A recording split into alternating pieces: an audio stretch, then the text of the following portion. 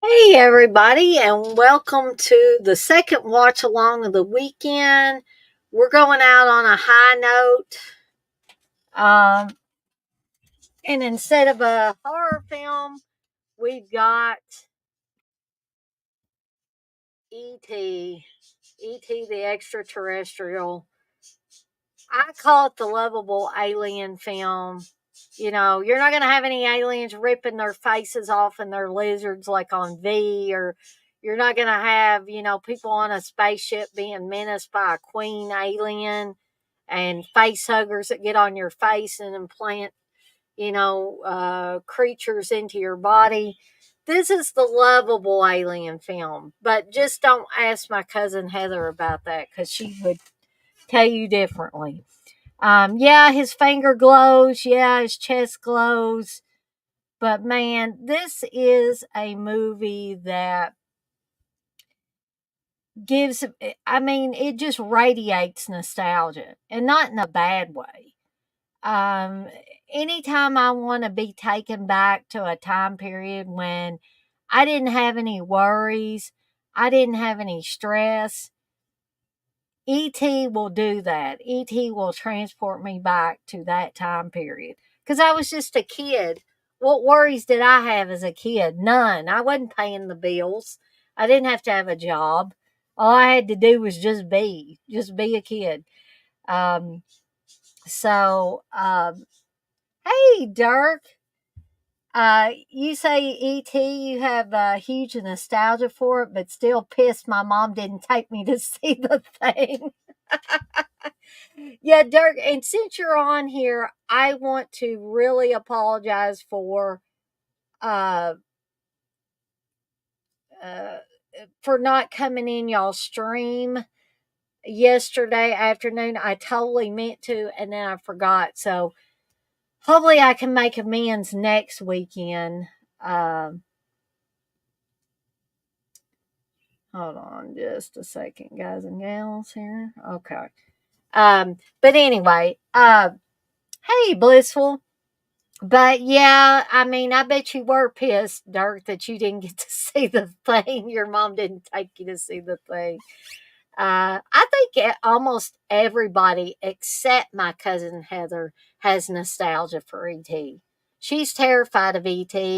If she comes to visit us, I have to hide any ET stuff. I put it in drawers. If I get any big ET stuff, I'm going to be stuffing it under a bed or something like that. I don't know.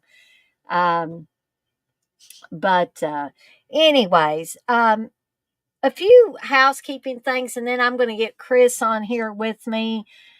Plus, if anybody else wants to join us on here to help me and Chris out with this watch along, feel free. And if you're my friend on Facebook, I'll send you the link on Facebook. If you're not, I'll risk it and I'll put it in the chat.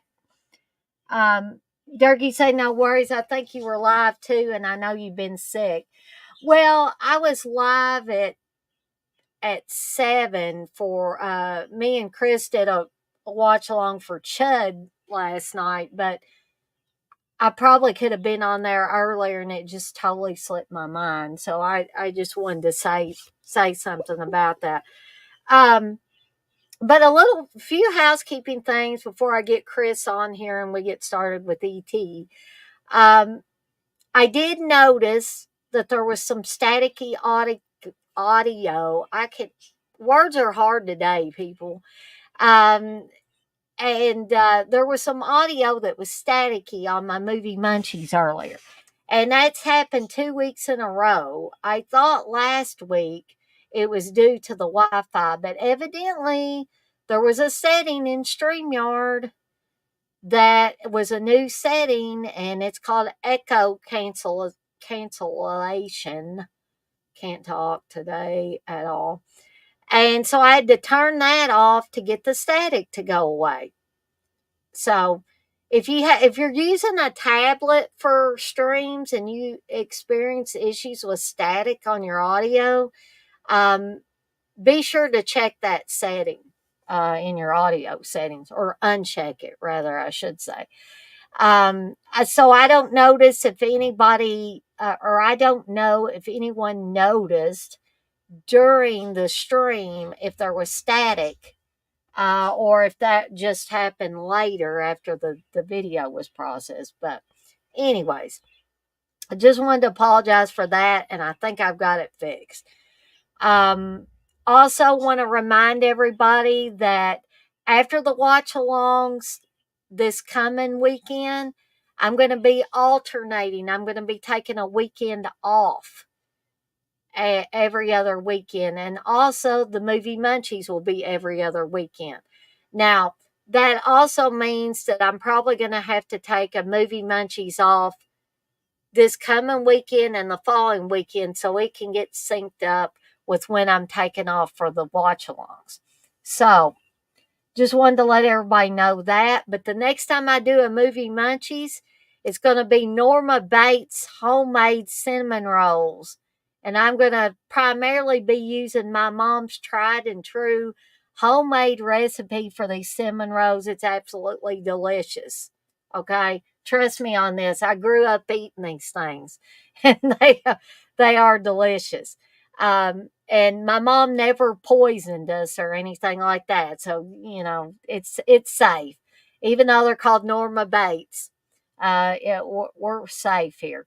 So, I got that coming up. If you want to know what I'm doing for the coming week, I have an all new schedule that you can go on the channel and check out the schedule and see what's going to be on at any given day. I'm going to try not to cancel any of this stuff. Hopefully, I'll stay well. Won't have to cancel anything.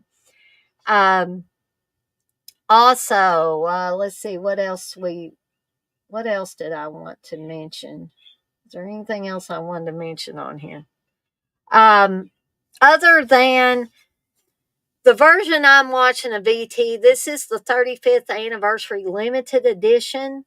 I'm not planning on watching any version where they've replaced the guns that the cops have with radios or anything like that. I want to watch it like I remember watching it when I was a kid. So hopefully I've got it on the right version. See, all of us that watch the cops with guns, we turned out all right, didn't we? Fairly all right, I think. I'm a little crazy, but that's just the luck of the draw there that I'm a little crazy. I don't think it's because I watched ET with cops having guns and what does Elliot call his brother, penis breath or something at one time? So we're we're gonna get to see all that upcoming. But I'm gonna go ahead and get Chris on here because I know Chris wants to show some cool ET stuff off here too. Hey, Chris. Hey Dana, how's it going tonight?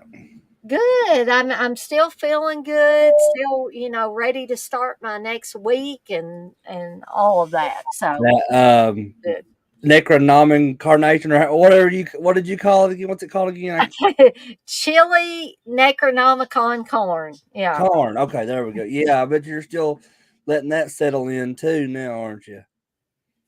Yeah, it was very, very good. I Yeah, finished it up that looked very, skull very bowl of good. it. Yeah, I mean, me and Cance were both watching that, and we were like, "Dang, that looks really good." So I think we need to make that sometime. Yeah, and it's not too hard to make, especially if you have an Instapot. You basically, dump all the We stuff. might, me and Candace might have to make two different pots of because see, I don't like onions, so I'd have to make probably one without onions Yeah. for me at least. Well, I think it would turn out just perfect without the onions. If you're not an onion fan, and I wasn't an onion fan for a long time. Now I just throw onions in everything, just about. But let's see who we got in here. Candace is in here. Hey, Mm-hmm. Candace. Um, Blair's in here. Blair says, "I love the shot of the keys." Um, let's see. Batman says, "Absolute power you have." Yeah, exactly. He's talking about when Elliot's brother Michael says, like, Mhm. I have absolute powers. Stuff like that. I love it because I think he's supposed to be like imitating Yoda because I think so. before that, when Elliot first brings E.T. into his room, he's like showing off all of his Star Wars figures and Yeah, stuff. So, yeah. Um, so let's see. I think I've acknowledged everybody in here. I just don't want to leave anybody out there. Okay. So, Christy, you want to show off your ET memorabilia? yeah, I guess I'll go ahead and do that now before we start the movie. I must have a lot of it in storage, but I got some pieces here I want to show. It's not many, but uh, I'll go ahead and start with this one. Uh, this is we've not opened this yet, but these are Oh, called cool. from a company called Wiper Tags, Uh-huh. and you just stick like the main body of like ET in this one, for example, on like your back car window, and then like the hand goes on your if you have a back windshield wiper. Mm-hmm. So like it goes, his arm would go back and forth when your wipers going. So we have like they make Beetlejuice, and we have an Edward Scissorhands one, and they make like Freddy and Jason, Michael Myers, Leatherface, a lot of different characters. But yeah, that's from called Wiper Tags. I I'm think gonna it's have to check them out. yeah, I think let me see if their website. I think it's just wipertags.com. Um, no, I'm sorry. It's wipertagstore.com. Okay, Um, I'm gonna definitely check them out. yeah, we just got those not long ago, me and Candace, and we had the Beetlejuice one on the car right now. Uh-huh. But I'm wanting to eventually put ET on there. Steve probably won't let me put them on the car, but at least I can have one or two. Now, this is actually was Candace's from when she was young, but where me and her just kind of share collections now. I told her that I was going to show this, and this is her original ET plush that she Aw, had. so cute. So it sits in my office now with some of my other ET stuff and my Gremlin stuff. But I always love the way that one looked, because especially where it's kind of an older one too. Mm-hmm. Uh, Now these are just like some like Happy Meal toys. I think I showed this one before. Yeah. Let me see. Yeah, it's like a McDonald's. Like, he's just like in his little aircraft. He's got a birthday hat on because, like I said before, these were like celebrating some kind of thing for McDonald's birthday. Um, and then here is another one. It's just his ship. Oh, And right. Yeah. these were like some of the. This was one of the older ET. I think this one is from. It actually says 1982 on it, so I guess it came out the year the movie came out. Let me see. Dirk says, I remember the ET Atari game. Man, that pissed me off. I never got home. Yeah, I have that one too. It's somewhere, but like he's right. It's considered like I think the worst game of all time. Um, because I've spoke about Angry Video Game Nerd on here before. When he made the Angry Video Game Nerd the movie is based around like the ET Atari game, Mm-hmm. and because there was like a thing that this really happened like years ago. They had this big landfill out somewhere, maybe like New Mexico or somewhere like that, and where they just put in all the copies that they could get a hold of the ET Atari game. They stuck it in that landfill. Oh, gosh. Oh, man. Yeah, Candace just said it. That's what I was just talking about. Yeah, yeah, she did. This next thing I got here is the ET pop figures. It's just different Oh, versions of yeah. ET. My brother got my brother. My brother-in-law got me that for Christmas like a year or two ago, and I keep hitting my mic here. I'm sorry. I do that too. I'll hit it with my hand. But yeah, that was a Walmart exclusive of those, and those the last couple things I want to show is just like I said, I just got a few things, but these are probably some of my favorite ET items in my entire collection, and it's the It's the glasses Oh, those are cool. from, and there you can see Gertie on the glass. And that one says "Be good," Mhm. and the other one here says "I'll be right here." Um, and those were from Pizza Hut. It's got the Pizza Hut. I don't know if you can see it. Yeah, I do see the The Pizza Hut Pizza Hut logo. logo. Yeah. So those were from Pizza Hut back. Well, these also say 1982. So I'm not. I don't know. I want to say that's wrong though. I want to say that these were like a Pizza Hut. I Like wonder if they're just putting, like, the copyright date for the that movie might or be something. it. Like I was saying, like I thought that these came out later at Pizza Hut after the movie, but I could be wrong. But yeah, those are probably some. What me and Candace love um, collecting like like old glasses like that had like promotional stuff on it and stuff like that. And those are actually I got those out of our kitchen cabinet. Like it's in the our kitchen. We have those up there and like some one from the Great Muppet Caper Mhm. and a few other different ones. I think Candace might have some Care Bear ones. But well, we have Alvin and Chipmunk ones too. So we just love collecting stuff like that. Yep. Those were all really, really cool things. And I was looking at something last night. I don't know where, if it was on Amazon or what, but it was this cool ET puppet and it looked really elaborate. And I was like, ooh, I wonder how much that is. 500 and something dollars. I was like, well, I don't think I'll be getting that right now. Well, But that reminds me. One year, me and Candace went to Lexington Comic Con, hmm and we went in one of the rooms they had. I think it was up on like the second floor. And they had it was just there wasn't any guests or anything in there. It was just a big, huge vendor room. And so regret this because I think it might have been this case. I just didn't have a lot of money left when I got to this person's booth at the convention. But there was this lady that had all these vintage toys and collectibles and stuff. And there was just one little corner of that booth that was nothing but original vintage ET memorabilia. oh, wow. And this lady had everything that I had not didn't even like beach towels and like an umbrellas and just crazy stuff I didn't even know existed with an ET merchandise. I'm like, oh man, I messed up.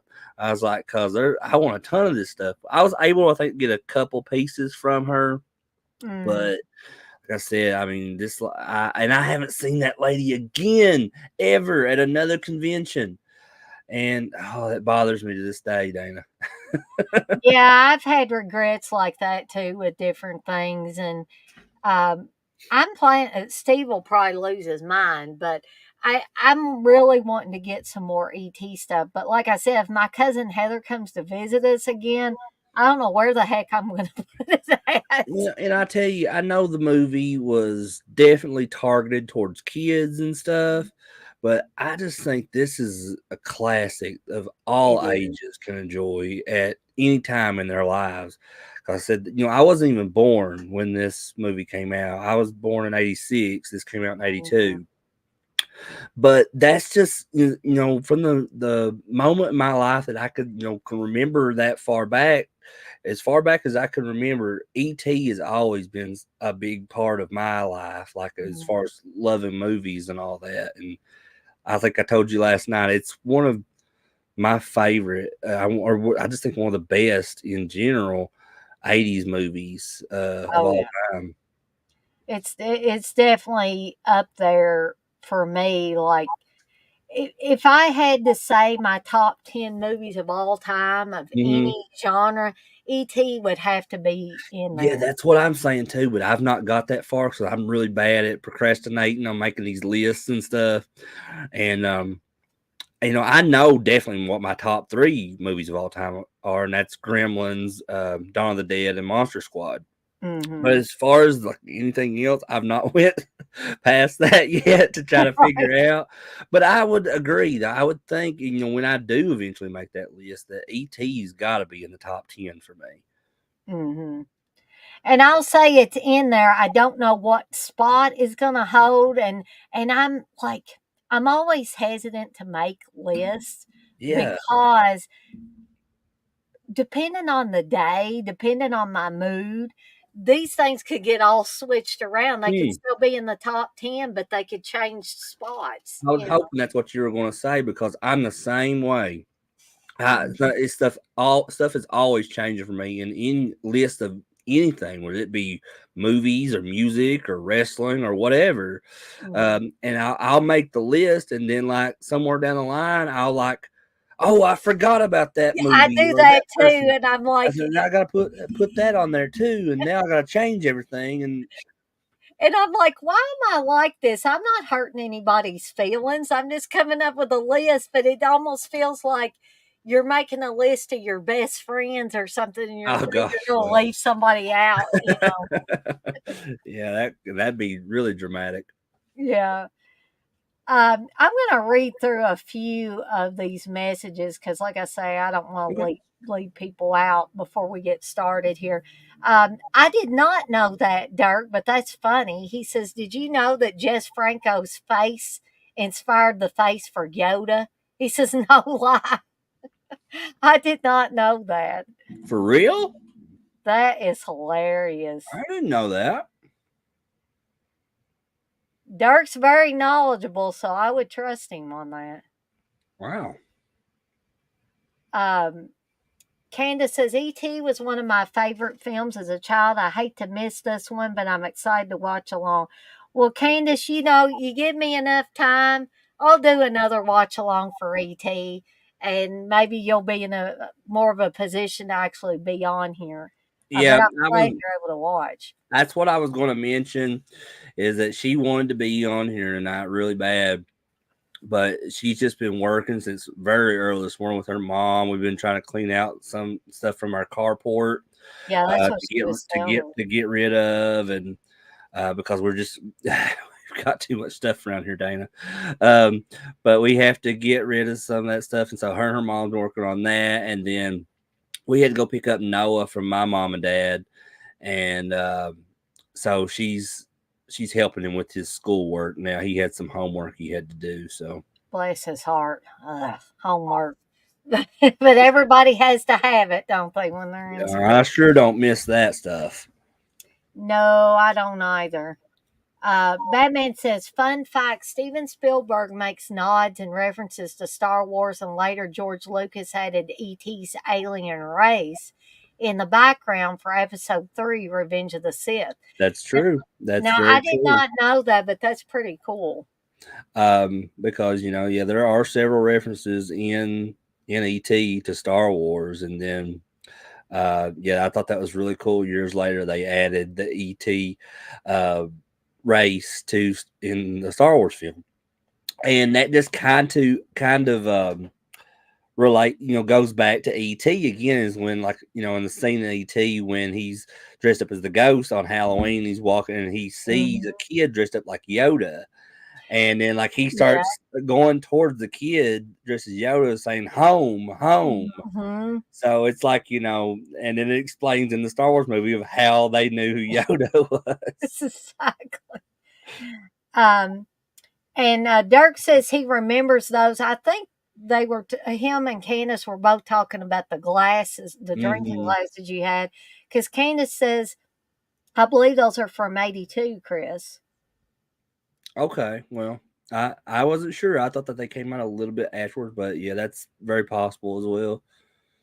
And Candace says it's definitely still one of my all-time favorite films. I think it's so many people's favorite films. Like I said, I hate to keep mentioning my cousin Heather, but I think she's the only one on the planet that doesn't like I ET. think it's so funny though, Dana. Like that's hilarious because, and you should have like said, "Listen, I'll give you $20 and come on this watch along with us." She would have said, "No way, Jose. You can keep your $20, man." I don't think you could offer her $100, and Mm, yeah. that'd be tempting though. I would even watch Evil Dead 2013 for $100. If somebody would offer me $100, I'd do it. Um, Blissel says I fell in love with this movie the first time it came out. Yeah, I the mean, first time I saw it, and I did not see it until the revival of it when they put it back in theaters. That's when my aunt Pam took me and my cousin Heather to see it because she thought maybe Heather would have mellowed, after a little bit. I forget when was that. Does anybody remember what year that revival was when what they? of ET? Mhm. I want to say it was like mid 90s. Okay, Um, so I was thinking maybe there was another one in the 80s because I thought it was still in the 80s when I we. want to say that it was the 25th not 25th anniversary, but the 15th anniversary. I want to say maybe. I was Or thinking it was maybe they just did that in Owensboro or something. Maybe they did something special in Owensboro and we. no, but I just do remember them coming out with like whenever they brought out the special edition. It was like it's some kind of anniversary edition where it's when they changed the guns to like the walkie talkies and all that. Oh yeah, well we watched it uh before they did that because this was the original version where they had the guns and everything. I do remember that. So maybe Owensboro, the theaters in Owensboro may have just had a special thing. It's Uh, possible. I mean, like it could because it could have been around maybe like the 10th anniversary, which would have been in '92. mhm. So I don't know if you don't remember exactly what time frame it was. I would probably. I don't want to ask Heather, but maybe I can ask. I don't want Stop her to talking to me ask about ET, flashback. Dana. But it just seemed like it was a few years after it originally came out, so that's why I'm thinking it might have just been a special thing that the theaters around our hometown or her hometown And rather that's was very cool too, because I love when theaters do that. Like doing. me and Candace used to go to this drive-in theater down the road. It's not there anymore, but we spent when we were just started dating, we would spend like the entire summers there at that drive-in every weekend. And there were times that they had like from dusk till dawn Yeah. driving marathons, and there was one they showed like all a bunch of different horror films just all night. And it wasn't very like good horror films. I think that they showed the original Candace, was it like the original Child's Play or something? It was a older film they watched, but then the ones after that they showed like I think one of them was like Oculus, and one was called Jesus, I can't remember, but it was a newer film, but they weren't very good ones that I liked at least. But yeah, that it was all regardless, it was always so fun, going to the drive-in. She says something like that, so you Yeah, must I have can't been remember what it was either. My memory's going bad here lately. uh Candace says, I wonder what scared her so bad. I don't know, but she kept me awake all night saying she saw ET with his chest glowing and stuff like that. She was just screaming like, she was screaming like somebody would scream over Freddy Krueger or something. Like, what you'd expect somebody to be afraid of Freddy Krueger, So did she scream like how ET screams when Gertie screams at I don't know, but I can't remember exactly. But she just kept me away. I just wanted to throw something at her because I was trying to get him? to sleep. I love my cousin, but come on now. She says it's not like ET looks like darkness from Legend.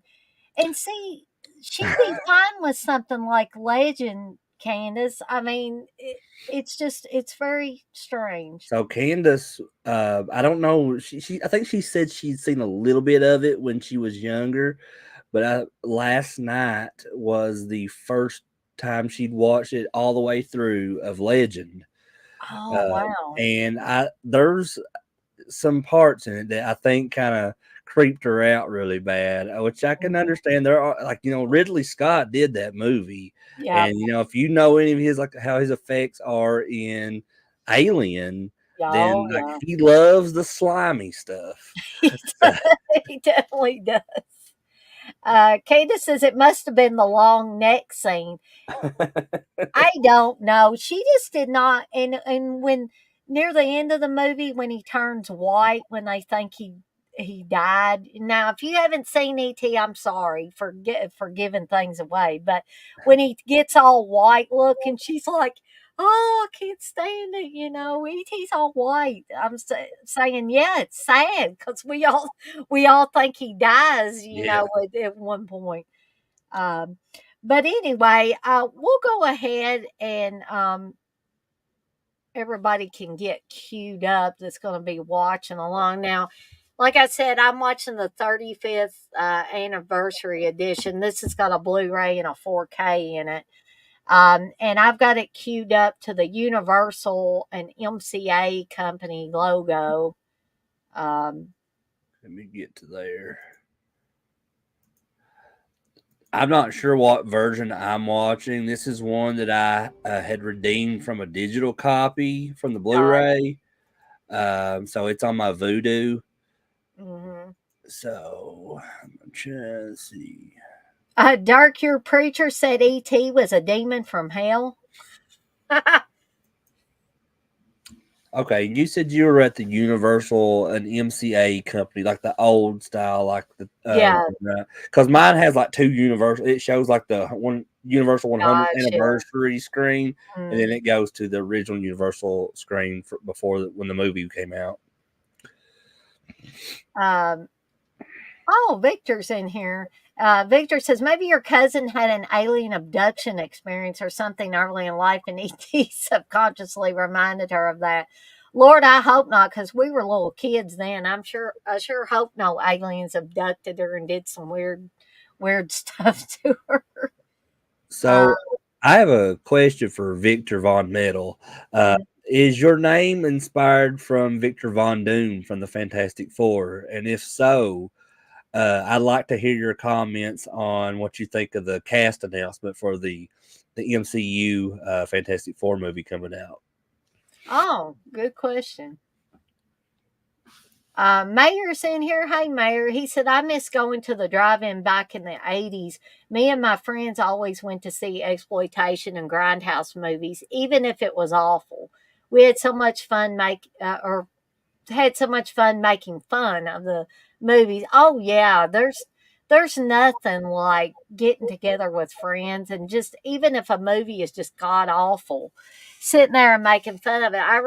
And I don't think Texas Chainsaw Massacre, the original one, is an awful movie. But my brother one time when he was still in high school, he got together with a bunch of friends in one guy's basement and somebody put on Texas Chainsaw Massacre and they were like, oh, that's like people around here. They were just making fun of it. Well, I mean, I can't disagree with part of that because there are probably a lot of people in my area, at least, that are like that. No, Mayor, I am not well, at least I'm not watching the version where they edited out the guns. I want to watch the original version of the film. So, I'm hoping that's the one I picked off Yeah, the I hope I'm watching the original one too, but like I said, I'm not sure because it's just a digital version on my Vudu, and I've never watched the one on here before. I usually watch my Blu-ray, but I, even if it is the walkie-talkie version, it's whatever. It's a very minor part of the film. Yeah, yeah. Doesn't change the outcome of the If story I anyway. if it comes to it and they've got walkie talkies instead of guns, I'm not gonna, have some kind of meltdown on here. But I This would is the wrong version. people be tuning in to see that. Let's see Dana have a meltdown because she's watching the wrong version of ET. Steve, come here. Let me bust your head. You put the wrong version on. Steve would be like, "What in the heck are you doing?" What's going on? Oh man. Oh, well, I'll give it about another minute or so, or 45 seconds, and then Okay. we'll go ahead and get started here. But Victor says, my middle name is Victor. My first name is Jerry.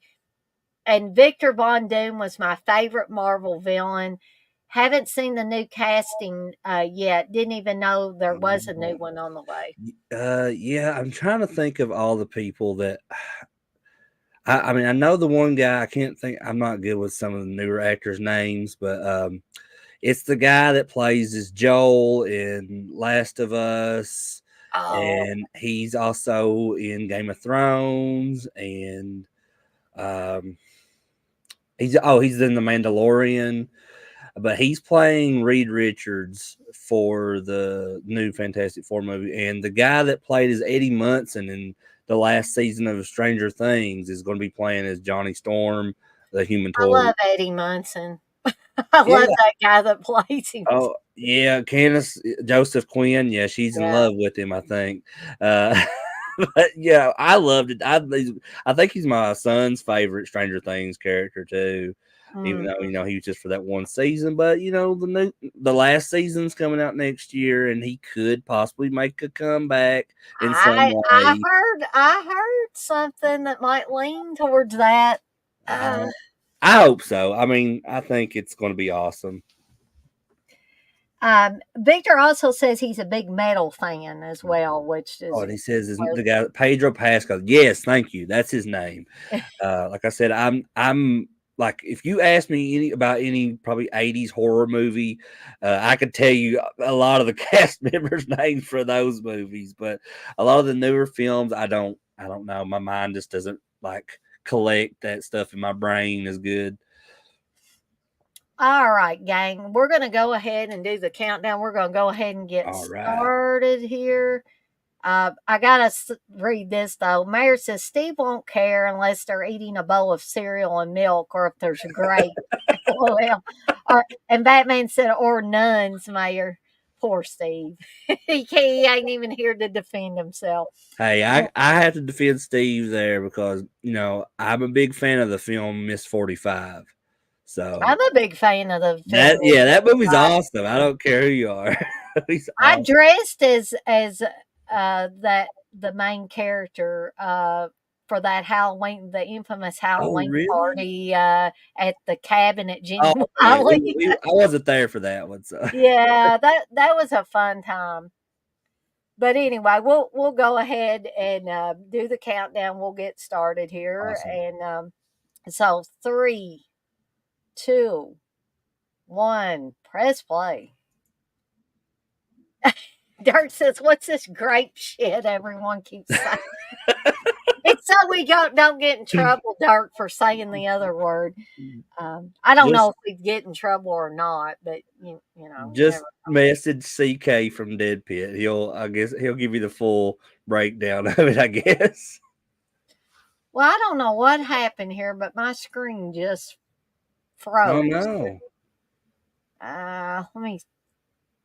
If you need me to pause it, I can. Well, let me see if I can go back. I don't know what is going on with this thing. I think my whole software just froze up for that. Hold on a sec here, Okay. gang. All right. Sorry. I went ahead and paused mine on the screen where it says and Henry Thomas as Elliot. So that way Okay. I can let you get caught back up to that. Come on, dude. I'll just restart this Blu-ray player software and see what happens here. I don't know why things gotta Yeah, I do. knew something had to have happened there because I seen your face just kind of like freeze. I was uh oh. I said something went wrong happened there. Well, I looked and it was still doing the kind of spinny thing for the universal thing. I was like, what in the heck? Okay. Let's try this again, shall we? Let me see if I can get caught up with you here, Chris. Take your time. I'm in no rush at all. Although I do have work tomorrow, but Yeah, me too. Okay, so now I'm on the ET, the extraterrestrial. Uh,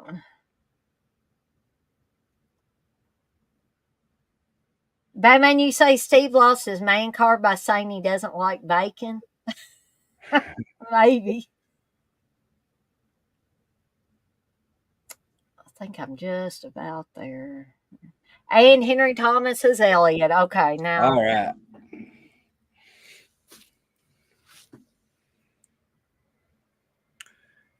And I talked about this before, I think, on one of your streams about how there was this article I had read where there was all these failed planned sequels for different films.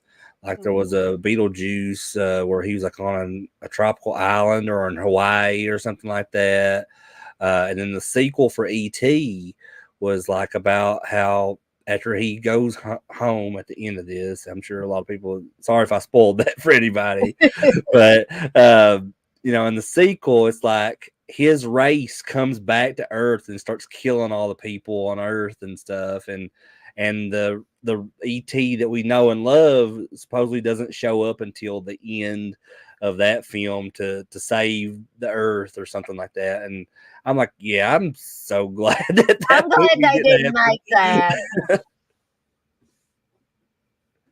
Yeah, it would have been awful. That's just wrong. That's just all kinds of wrong. They're making ET's people bad.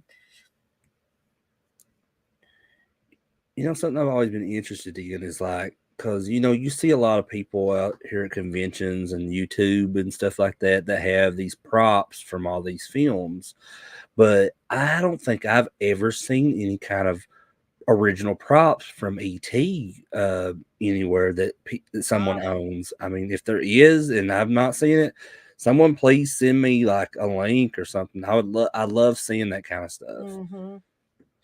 Yeah, I think you're right, Chris. I don't remember seeing, and people collect all kinds of Oh stuff. yeah, like Sean Clark. He does a lot of these conventions. Mhm. He's an agent for a lot of clients of these guests that do conventions. But he also is just a fan, like anybody else, like any of us. And he has a huge collection of like original movie props and stuff. I think he has a YouTube channel too. Sometimes he shows some of that stuff off, but I'm not sure. I could be wrong about that.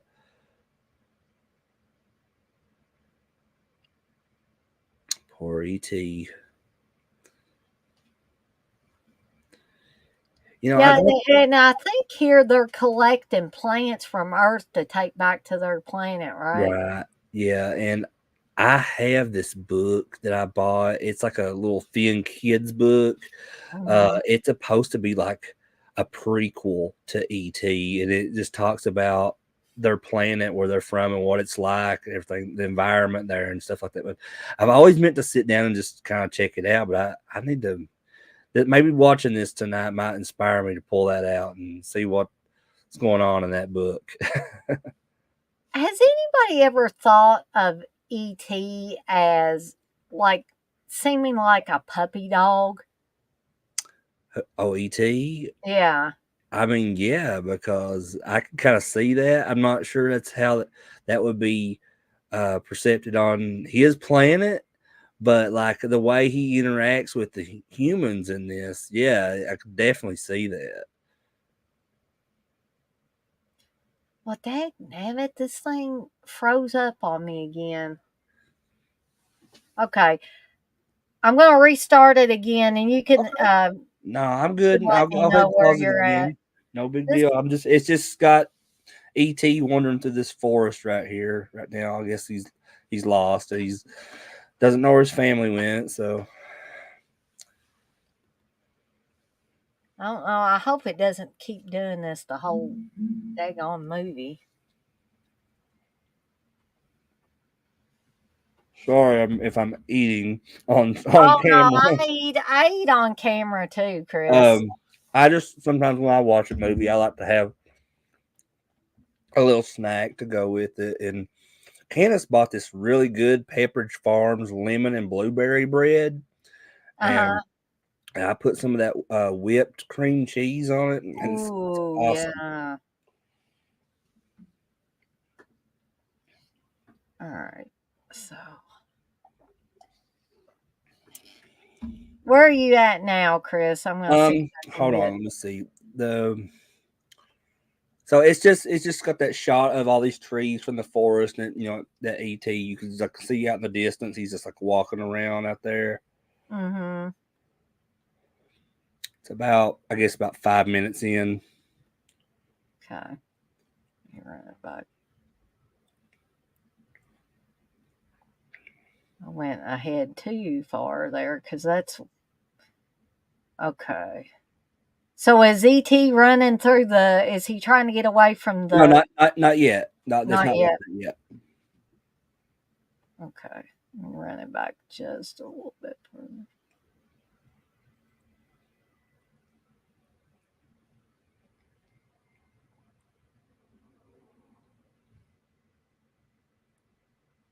Okay, so I'm seeing his chest glow here, Let me see if I can get to that. and then I saw the keys on. I think that's Peter Coyote that the keys were.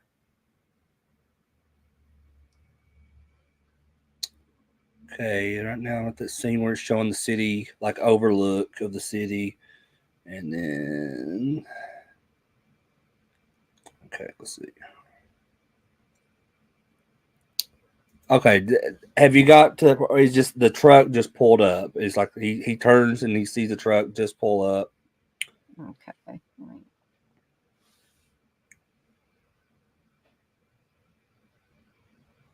Okay, I think I'm almost there, Chris. Okay, yeah. Now I'm there. Okay, all right, go ahead and start that. Oh, hopefully this, this thing will not freeze up on me again. I don't know what's going on with it. I don't know if I need to do an update to the software or what. Oh, did it freeze again? Mm-mm, not yet. I hope it doesn't.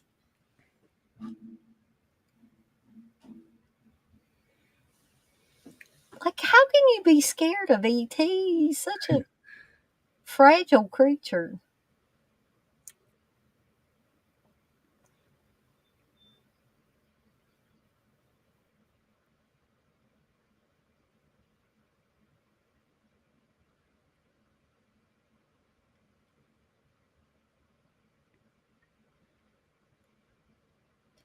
And my heart just breaks when the spaceship goes off without him.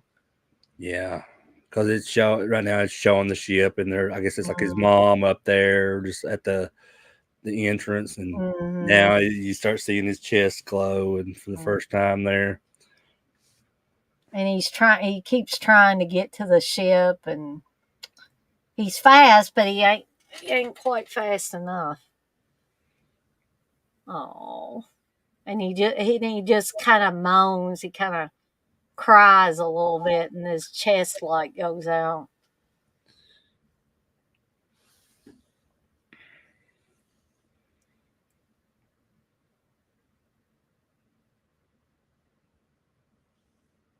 Oh, thank you, Candace. Candace gave a super chat for $4.99. I appreciate that. Well, And you she says, deserve it, Dana.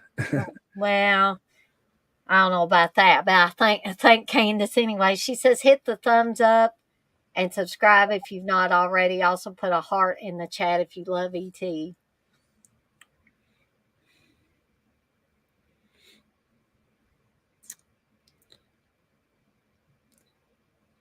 And I don't know if you're at where I'm at, but the ship just now took off the Hmm. ground, and ET couldn't make it in time.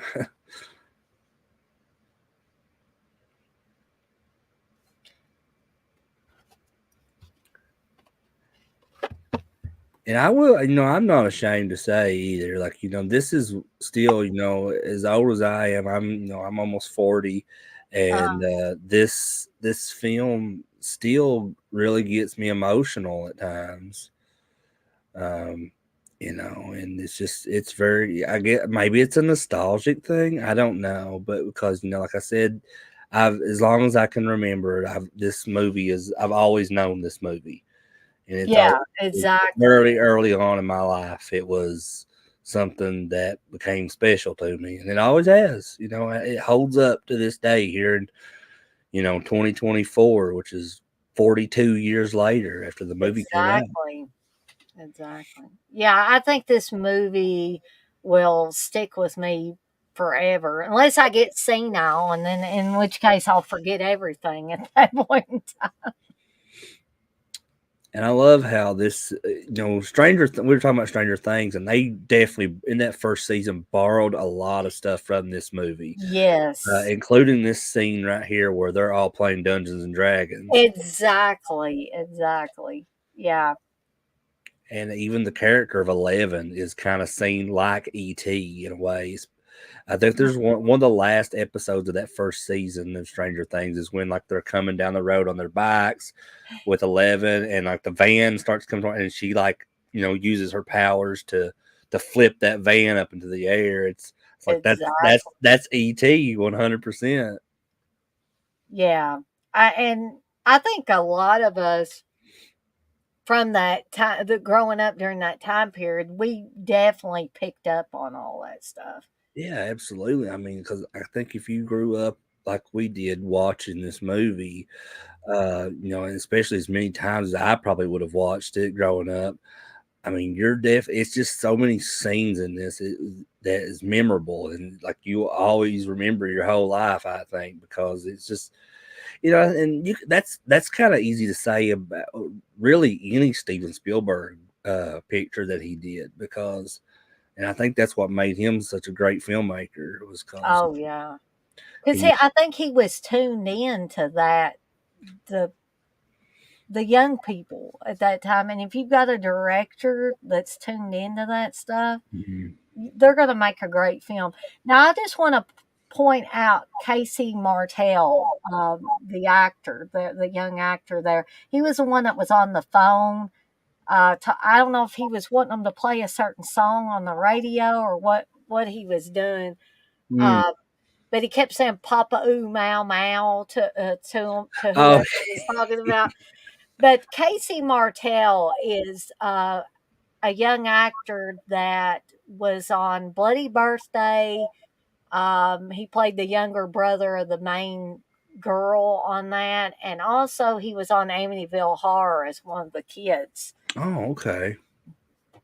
Um, I've never seen Bloody Birthday, but I need to change that because I know you I think talk you about it a lot. like it. And that's one you were going to do, I think, the other night for Seductive Poison, but I think you had to cancel that, right? Yeah, but this coming week I'm planning on covering that one. Okay, So yeah, I'm gonna see if I can maybe watch that, here soon because I've always wanted to see it, but for some reason I'm not. There's a lot of movies like that though. And little Henry Thomas here that plays Elliot. He did some other films after this and some in the '90s, and but then there for a while he kind of disappeared. But here in the past few years, his career has kind of had a resurgence because that guy Mike Flanagan that did shows like Haunting of Hill House and this mhm. Gerald's Game, and he just did the oh my gosh, what's it called? My mind went blank there. It's the My new one. mind does that a lot. It's the new one he did because Vincent Price did an original film of it back in the '60s. Someone help me, Candace, help me out here because I know you Yeah, know so more. somebody help us out because I'm drawing a blank too. But what I'm saying is that he has had a really big career resurgence because of Mike Flanagan. Mhm. You know, because he's in a lot of his work now. And have you ever seen his the audition from him when he for ET?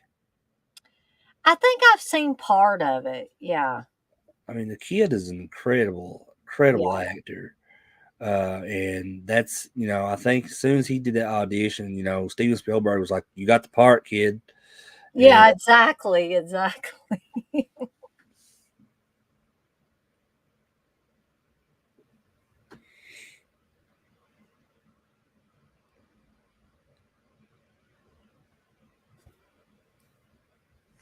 it's going to bother me, Dana. I gotta look up the name of that show That's fine, that's fine. because if I don't figure it out in my head, I'm like, ugh, gotta find out what it is.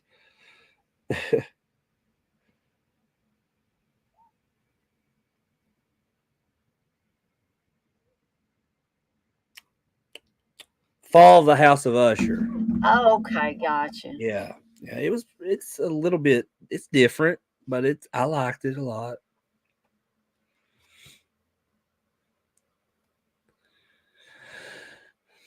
I wonder how many bags of Reese's Pieces that were sold after this movie. That's so funny you say that because I was just thinking that a similar question to that is like, but to address yours, I would say a lot. I mean, because even when this first came out, this movie was huge. So and I think a lot of kids that grew up in the '80s and watched those kids were really impressionable, and Mm. you know, and I was, I was born in the '80s, but I kind of grew up in the '90s, and everything I would see on TV was like, I gotta have that. They show a commercial for a cereal. Mom, you gotta get that. So I can understand. I think that's how most kids are, though. And but I would say a lot. But the question I was kind of wondering is like, how much did they have to pay Reese's, or did Reese's have to pay them? I don't know how that Yeah, works to get their product in this movie. yeah, that's a good question.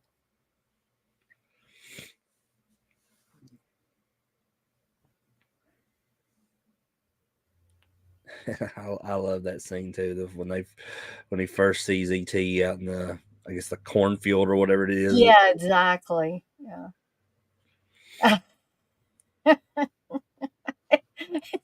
He's just like, Just ah. yeah, he just knocked everything down. Going, the trash just rolling everywhere.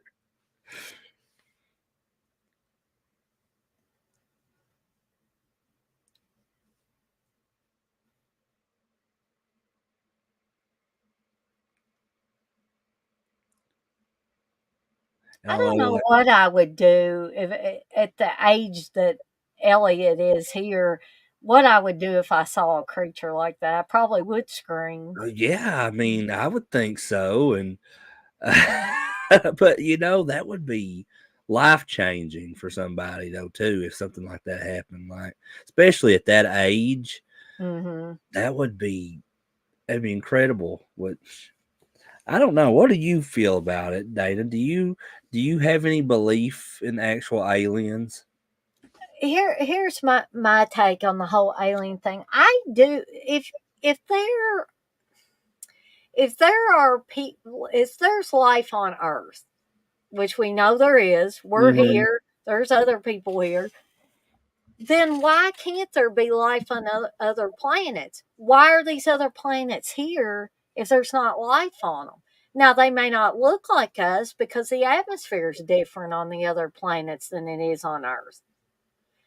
And so they may look a lot different than us, but I certainly do believe that there is life on these other planets. And I don't just mean like plant life or anything like that. I mean actual, some kind of entities. Yeah. You know.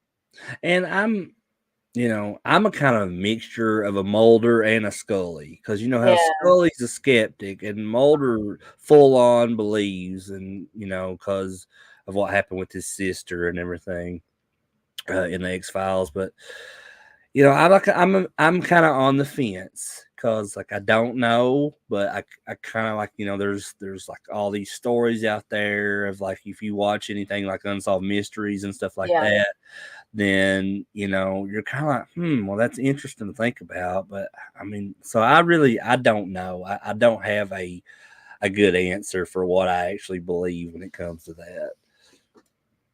Oh, here. I think we're getting up on the penis breast. This is it. Yeah. I love Drew Barrymore in this too. There it is. Maybe his brother keeps saying maybe it was an iguana and Yeah. alligators and And I grew up, I was in love with Drew Barrymore growing up because when I first realized who she was, like, I think it was with E.T., but but at the time I had seen E.T., she was a lot older at that point. And yeah. I think, I later seen her in like the Cat's Eye, Stephen King's Cat's Eye, Yeah. and a lot of other things. Is what's that movie she's in? It's called like Poison or Poison Ivy. I'm sorry. Oh, yeah, Uh, exactly. and like I said, I just grew up in love, and I'm a big fan of going to these conventions and meeting celebrities and everything. And I've always kind of wondered why she's never really done a show. At least I've never seen her at one. But my friend Jeremy, he has met a ton of different huge celebrities, and including Kurt Russell. He's met Kurt Russell Oh, several my gosh. I'm so jealous of that. Yeah. Oh, you don't even know because he shows me all this stuff. He's had signed. Like, he's one of those people that goes and stands out like on red carpets and stuff like that. So he does a lot of traveling for his autographs. Mhm. But he told me a story about Drew Barrymore. It was very hurtful because said that she is not fan friendly at all. Oh, really? Yeah, and I hate hearing that. Yeah. Because I don't want to have like a bad perception of who she is or anything, and or how I feel about her as an actress, which I don't think that's going to change my feelings on it. But I'm sure if you've been to conventions, we've all had that person that we liked and we was excited to meet, and it Mhm. not be a very good experience. Whether they be not very nice or whatever it may be, and that I've just had I've had underwhelming experiences. Not really like where somebody was kind of rude to me, but just underwhelming a couple of Yeah, I've had several of those, but like I said, I think I told the Edward Furlong story on here times. once, and even though I'm still a fan of Terminator 2 and Pet Cemetery 2 and Brain Scan and other stuff that he's in, it's still it kind of taints it a bit in a way A little bit. because of how bad of experience that was that I had with him. But yeah. I just wonder if Drew Barrymore is. I'm not trying to take up for her in any way, shape, or form. I wonder if a fan was or a non-fan or whatever was nasty to her, and now she's kind of burned. That's very possible too. Because see, I don't like to be the type of person to immediately because someone tells me about a bad experience they have with somebody to just automatically hate that person or not like them or anything. Because I gotta kind of have to give them a chance on my own and see what kind of personal experience I have. But that's very true what you say, Dana, because she could have had a really bad experience with a stalkerish fan or anything. I mean, Well, look actually, Candace says she did have a stalker, okay, and so I did yeah. not know that. Yeah, I didn't know that either. But that's what I was getting to. That could have been a case because look at Danielle Harris. If you know the story of Danielle Harris and her stalker, she talks about it on that Halloween documentary that came out several years ago about how this guy even showed up to her house with a loaded shotgun. Mm. I mean, so yeah, I mean, people have their reasons of of not want to have to deal with fans because they don't know us, Right. and I mean they don't know what we're capable of. So Yeah, I get that. Turk said she was married to Tom Green. That could be the Well, yeah, she was, and I always thought that relationship was odd. Like I was like, maybe she has that type of humor, and she liked that in him. So reason. it is what it is, I guess. So yeah, we're seeing Elliot's able to lure ET into the house with the Hmm. Reese's Pieces because evidently the people or the creatures from his planet love Reese's Pieces.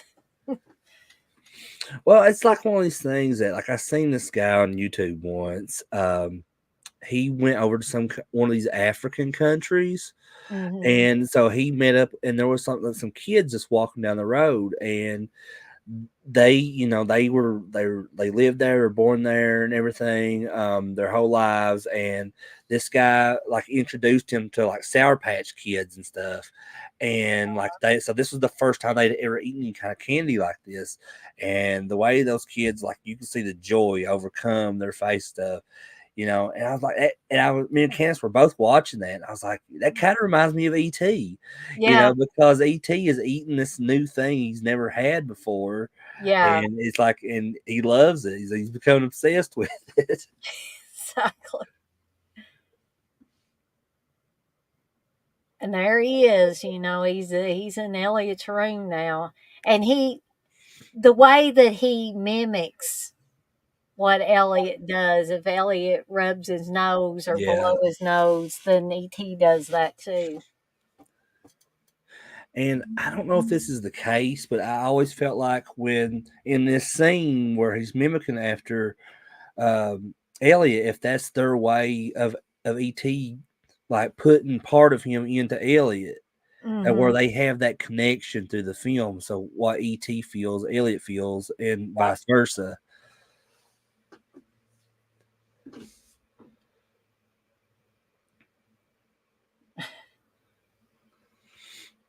And then Elliot's about to fall asleep, and then Yeah. he's about to start falling asleep.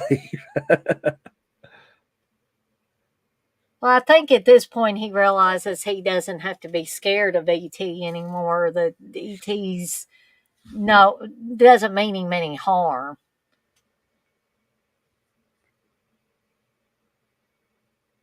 Hey Ben, I didn't want to forget to say hey to you.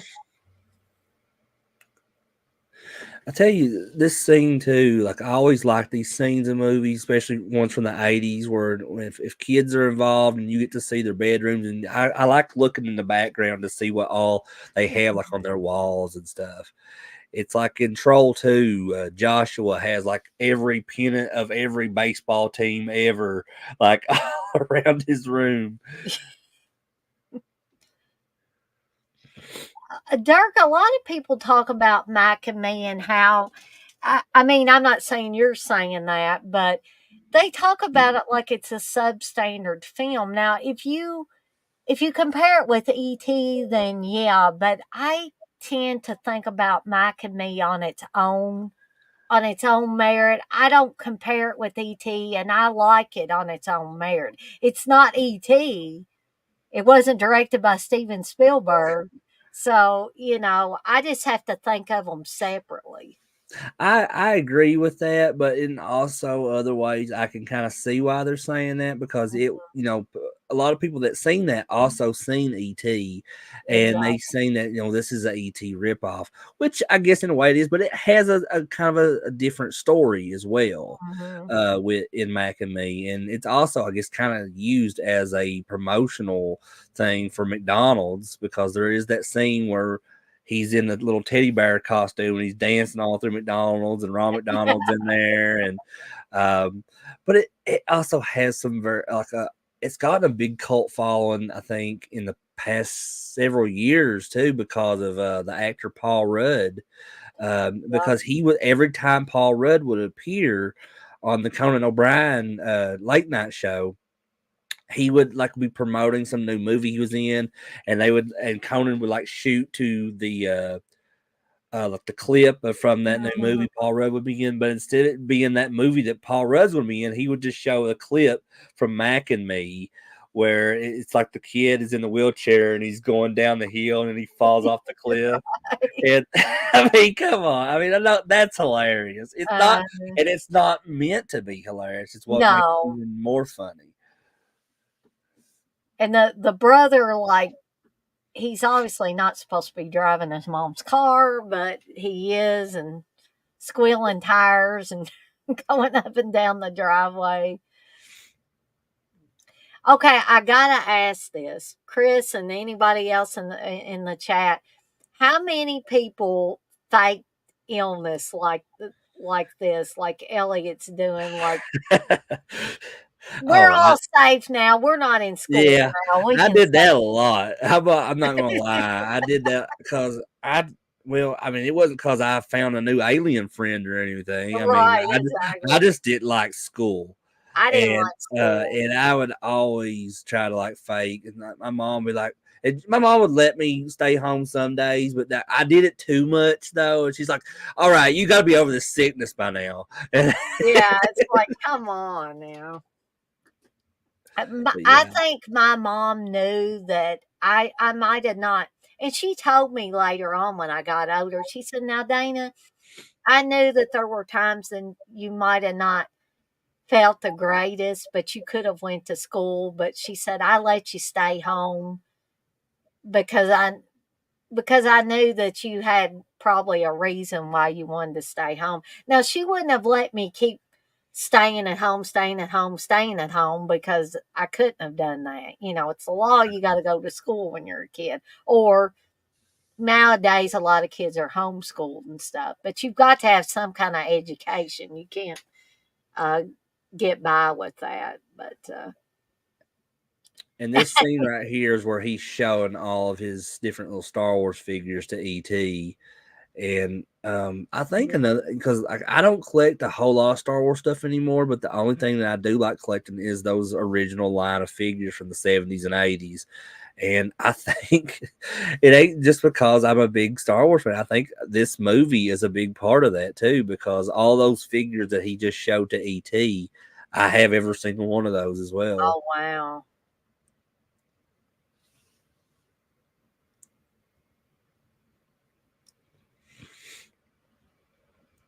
Super Batman Nerd says he got put on probation for missing like a month of school. Holy cow. No, Whoa. I never did that. Yeah, I can't say I've ever done that, but gosh, Mighty, that'd be insane. So he's showing him Pez candy. I still love Pez. Me too. No matter what anybody says, Pez is great candy. That's so cool that they're still making all those Pez dispensers this day. Like, I don't know how well they sell now, but that's another thing I actually do have is I need to find that is I have an ET like Pez set. It was like it's not old or anything. This just came out like a year or two ago, I think. And Candace saw it at Walmart while she was shopping one day, and she just picked it up for me. She's like, "I figured you would like this." And I do. I love it.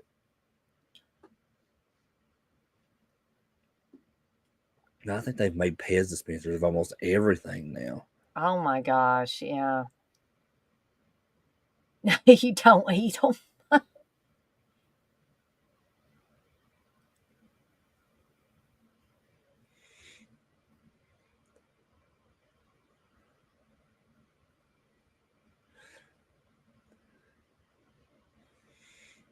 I remember wearing big like one piece Long Johns like that when I was a kid too. I had some too when I was a kid. My dad had them, and I had some too. So that's definitely something I remember. I guess that was just like a generational thing, like I because think it must. because I don't know of any kids. I know that my son has never wore Long Johns in his life. I don't think.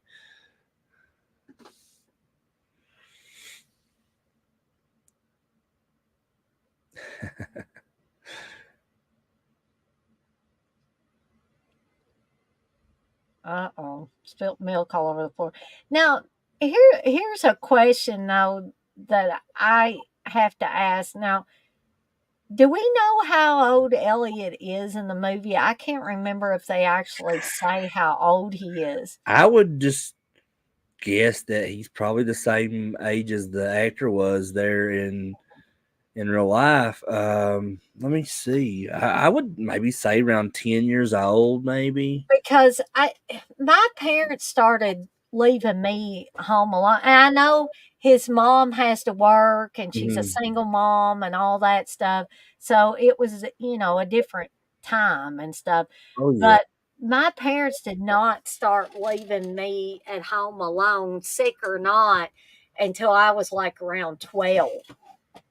So, I wouldn't want to leave my kid at home alone like at this age. But yeah, it's a little bit different for me because growing up, I couldn't be left alone. My parents were afraid to, considering I had epilepsy. oh yeah, And they didn't want me to be alone if I had a seizure or anything like that. So, but I was the youngest I was when I started staying they let me stay by myself was probably around 14 or 15. Mm-hmm. Because I think I might have been doing okay at that time with my seizures and stuff. So I was going to be okay. So he's gonna show his brother E.T. here. So. Yeah, Michael just turned around and saw him, and he's like, his like smile is slowly decreasing into a Yeah, frown. it's like And here's where Gertie screams, and that's what your cousin Heather did. Did you see it? she screamed all night long after we saw this movie. No, I think that's a first for me. That first, she's the first person I've ever heard of is afraid of ET. You need to get her on here sometime. We need to discuss this, Dana. Like, I don't know. She would hate me forever if what I. does your fear of ET originate from? I mean, we could maybe get her on here if nobody showed any ET stuff or anything. She'd be out of the stream if Yeah, I showed one ET thing. and I could be like, well, since you're on here, She'd be like, ah! She's like, I'm out of here. I like the where ET was just running with his arms up like this after Gertie. She was so screaming. So great.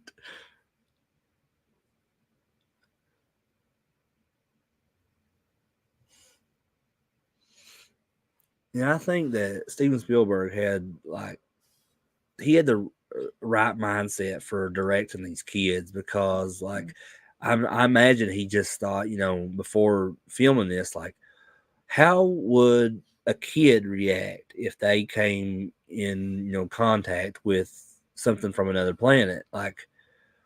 And I don't know, man. I don't know if that's how the auditions went or anything. And they just told these kids how you would act, and then he just kind of picked out the best ones. And he's like, okay, yeah, that's what I want. So I don't know. I'm not a filmmaker, so I don't know that process. Is he a boy or a girl?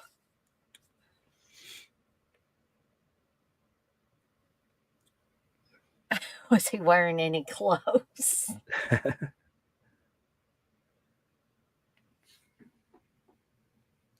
I love this scene too because they're teasing Gertie, and then it cuts to ET, and he's he's learning these emotions and stuff of these humans to why is this happening? Whatever they're doing, they're making her sad. Yeah, they take her doll and.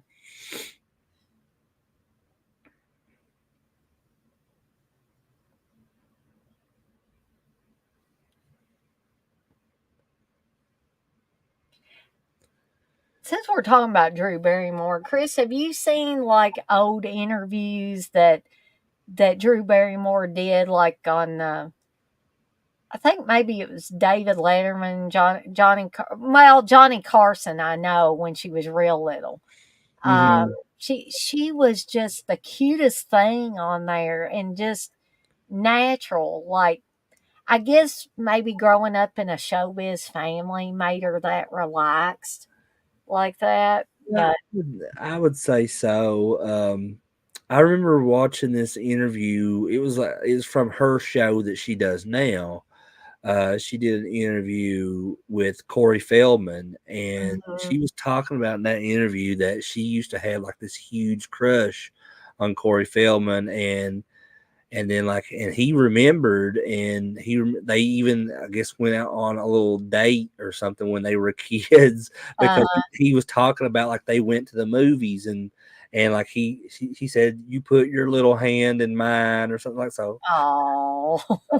I never would have thought, because I just didn't think kid actors fooled with other kid actors, back then and stuff. I thought they were just kind of once they were done with the movie, they just kind of they did promotional stuff, and then or they just went back home or whatever.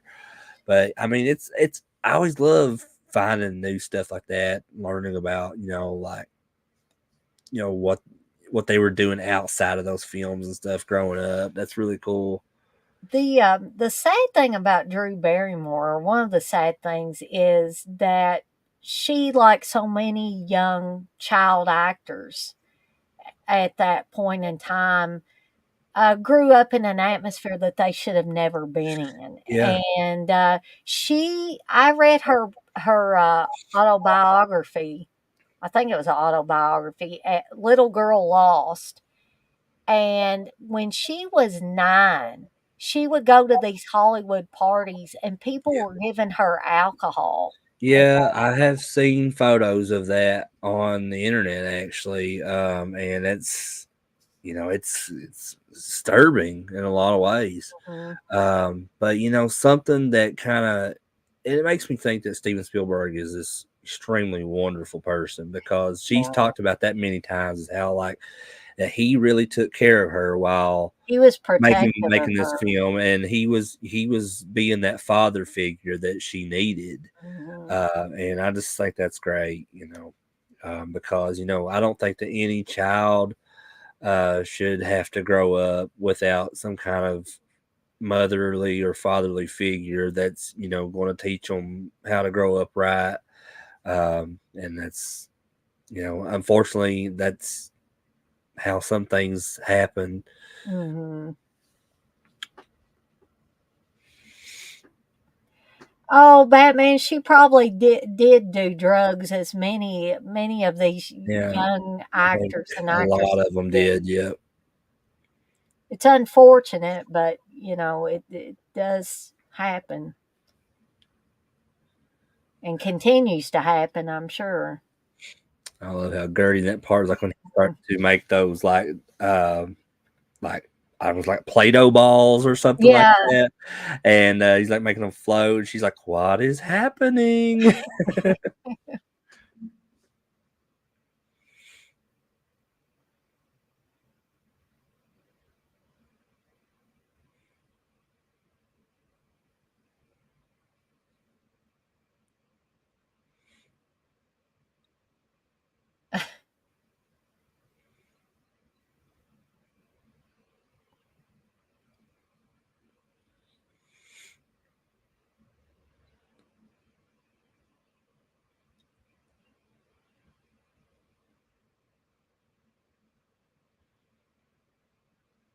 Again, how could my cousin be scared of VT? It still blows my mind, even after all these years.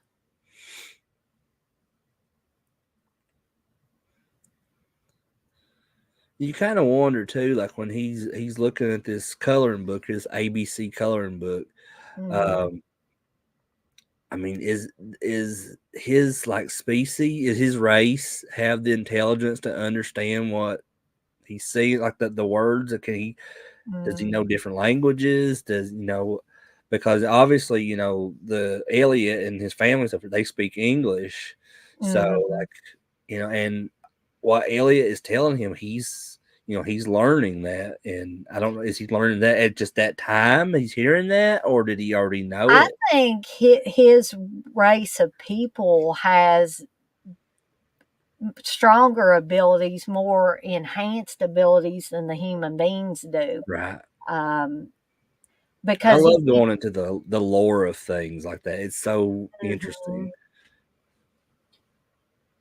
He's probably thinking these people need to get as smart as me. That's probably what he was thinking when he's looking at this coloring book. And one of Michael's friends here is played by C. Thomas Howell, Yeah. and you know, he's more of a minor role in this film. I mean, but he's seen a few times here in the beginning, towards the middle, and in the ending.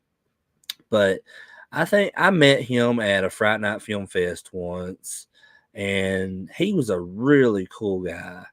And that is somebody that I will recommend people to meet if they go to conventions, is see Thomas Howell. My favorite role is his probably is Pony Boy from The Outsiders, Hmm. and I read that book when I was in high school, and then after that I I had think I seen the did movie, too. and I love it. It's probably my favorite book of all time, The Hmm. Outsiders. Um, But yeah, C. Thomas Howell, very, very, very cool guy. So, and I think he has his own um, like it's like a nightclub type deal in Nashville where he plays music himself, and I think he has like some other like bands and musicians like make surprise appearances from time to time there. So really cool. When he's in the closet with the stuffed animals, and it's almost like an Argento film where you see what you think you see is not really what you see, and it turns out to be something else. And now I'm at that scene now. It's cutting back to ET in the house now, but the scene before this, it was showing Elliot. He's in school, Hmm. and the teacher walks up on him, and he's drawing this picture of ET. That's something I got in trouble for a lot in school because I like to grow. I grew up loving to draw, Uh-huh. and I would do it so much. Like I would be doing it while I was supposed to be paying attention in class. And I remember one time, this was when I was starting to get into the band Kiss. Uh, They made me stay over for like additional like learning something. I can't remember what it was called, but and I just would spend my whole time after school drawing pictures of the band members of Kiss. Yeah, I probably should have made wiser choices back then. now, we all should have made wiser choices, but I think all of us have fallen short at times. And I That's wonder what that dog really thought of this creature. It's so funny because he like ET pulls out that potato salad and he just starts sticking his tongue down and he just tosses it. And now this is probably my favorite scene in the whole movie. Yeah, it's like, I Uh, don't like that. And he's throwing stuff on the floor, and the dog's like, so and "Ooh, he pulls the beer out and he's loving the beer. He just starts gulping it, and now he's drunk.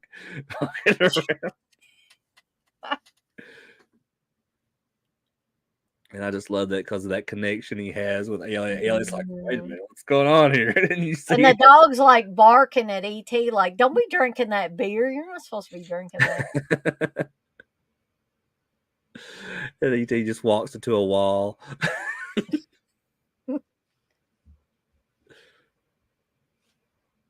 He just falls over.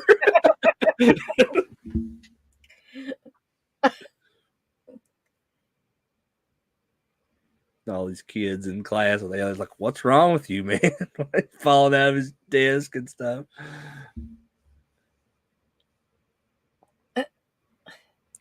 And that girl that like, I guess she's like making eyes at Elliot, and Elliot like he's in his drunk Uh, stage there, and he's staring back at her. I believe her name was Erica Ellenack or something like that. I think mhm. she when she got older, she was on the show Baywatch. Um, Oh, okay. but I only remember like when she was that age. I think this is the only thing I can think of that she was in. There's probably other stuff, but Oh, I remember those speaking spells or whatever the little electronic. mhm. Yeah, I think I had one of those growing up, something like it at least. He didn't like that cartoon on TV either. So what they're doing here with the in the class where they're going to dissect the frogs. Mm. Um, so I failed biology when I was in high school because I refused to take part in that and to dissecting a frog. Um, I didn't want any part of it. I just didn't. I Did mean, y'all have to put them to sleep, or were they already deceased? um, I think they were already deceased. We didn't have to put them to sleep. No. Well, you'll think I'm really bad. Not only did I do the frog dissection, and the frogs were already dead when we had them, but I know that's hypocritical of me. But when I had advanced biology my senior year of high school, and if you're a cat lover, you might want to plug your ears because we dissected cats. in advanced biology. Wow. And I'd be dropping that class straight away and be like, I absolutely not, sir. I did it, but it's not something I'm proud of that I I did. mean, it's something, it's something you had to do. I mean, but it's just something I wouldn't be comfortable enough doing. I don't know. Everybody's different though.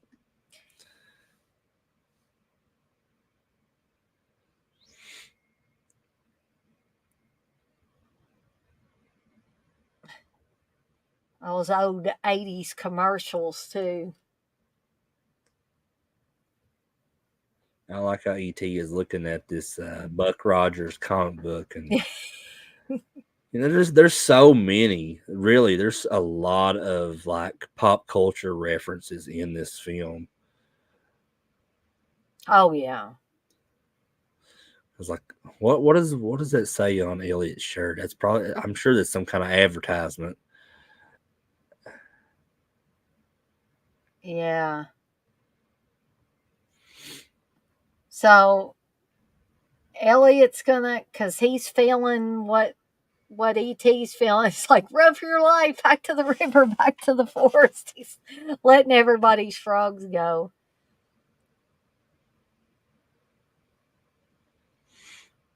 And that one kid don't want to give him the jar. And can you tell me what movie this is on TV that ET is watching? Because Ah, I don't think could ever figure that out. I'm not really sure. It could be, sometimes when they show movies on another movie, it's usually from the same company, so maybe it's another Universal movie, but Yeah, I would imagine it probably is. that little girl with the pigtails, and she's standing there with frogs. It's screaming.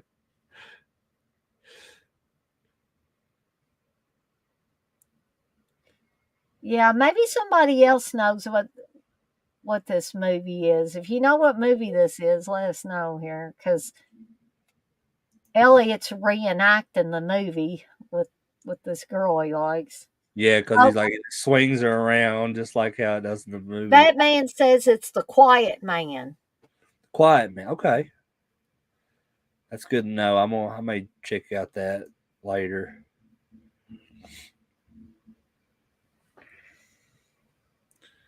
And ET just got it figured out, man. He's got the Reynolds wrap Oh, out. He's got oh, the speaking spell took apart. He's got everything there on that blanket. He's like, all he's right. figuring out how he's gonna reconnect with his people.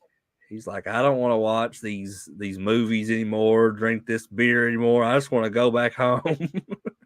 He's just walking around and showing he's like kicking the beer cans all over the floor. And the mom, Dee Wallace, comes home. He walks right into the refrigerator door as she opens it. And Gertie's just like looking at him.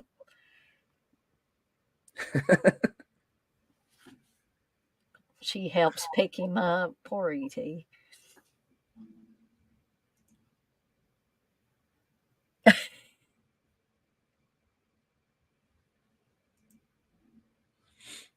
I think what this is showing too is a lot of times parents get so wrapped up in day to day stuff that something could be right in front of them, right under their Yeah, nose, and they well, don't see it. I that's very true. I know that from experience because um especially with my job and stuff, it becomes so hectic and stuff. Like if I'm like even on a break or something for my job and I'll be rushing to the house trying to do something, I mean, there could be someone in my house almost, and my mind would not be even on that.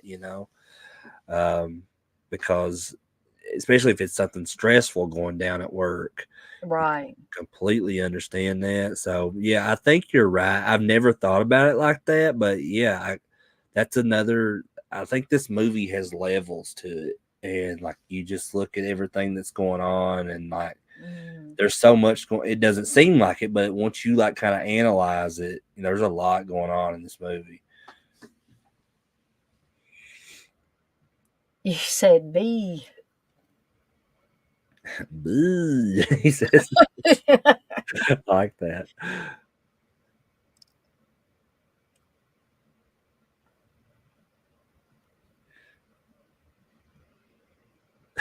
Mommy, he could talk.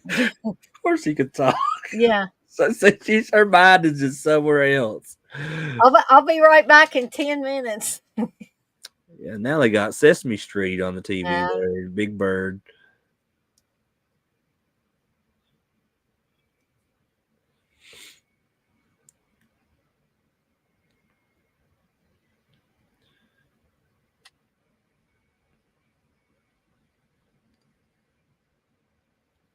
And this is where the famous quote that a lot of people know from the film comes from.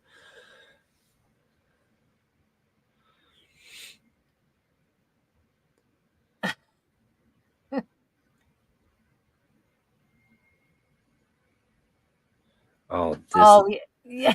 This scene always is great. makes me laugh. It's like, oh my God, what have you done to me? Oh man, that's so good.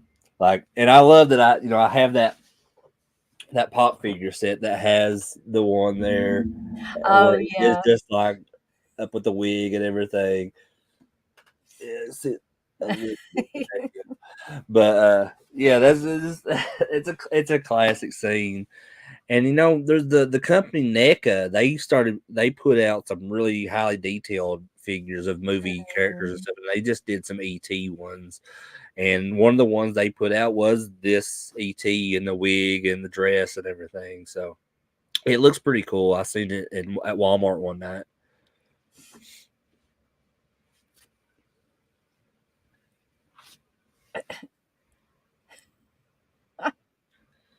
This is going to sound mean, but like where he has that wig on and stuff, he kind of reminds me of David Lee Roth. He does. Either that or a little old lady in the grocery store. But see, then there's the quote. But he says home phone. But there's so many people that says ET phone home. But that's what Gertie says. Yeah. She says ET phone home, and then Elliot repeats it. But when ET says it, he says home phone. Yeah. He's got a no nuke shirt on. Michael does. Said I'm not sure what that shirt that Elliot has on. Yeah, I'm trying but to. some kind of advertisement or something, some company. It's like, over that poster in the corner of Elliot's room is an NFL football poster. It has like different sports stars on that. I'm not too savvy with football, so I couldn't tell you who any of the people are on that poster.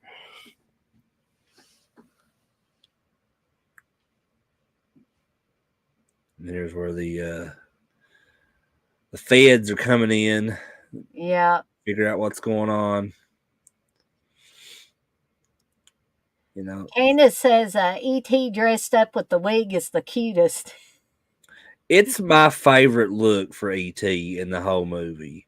I like it when he had the flannel shirt on earlier. I like that too. I think that's my favorite look of him though, in the wig and the dress, because it's so funny because he's like, I don't know what's going on. And they're putting this stuff on me. This little girl just with this wig and stuff on me. I don't know. Hey, Russell. Russell says, hey, Dana and guest. Hey, Russell. How's it going?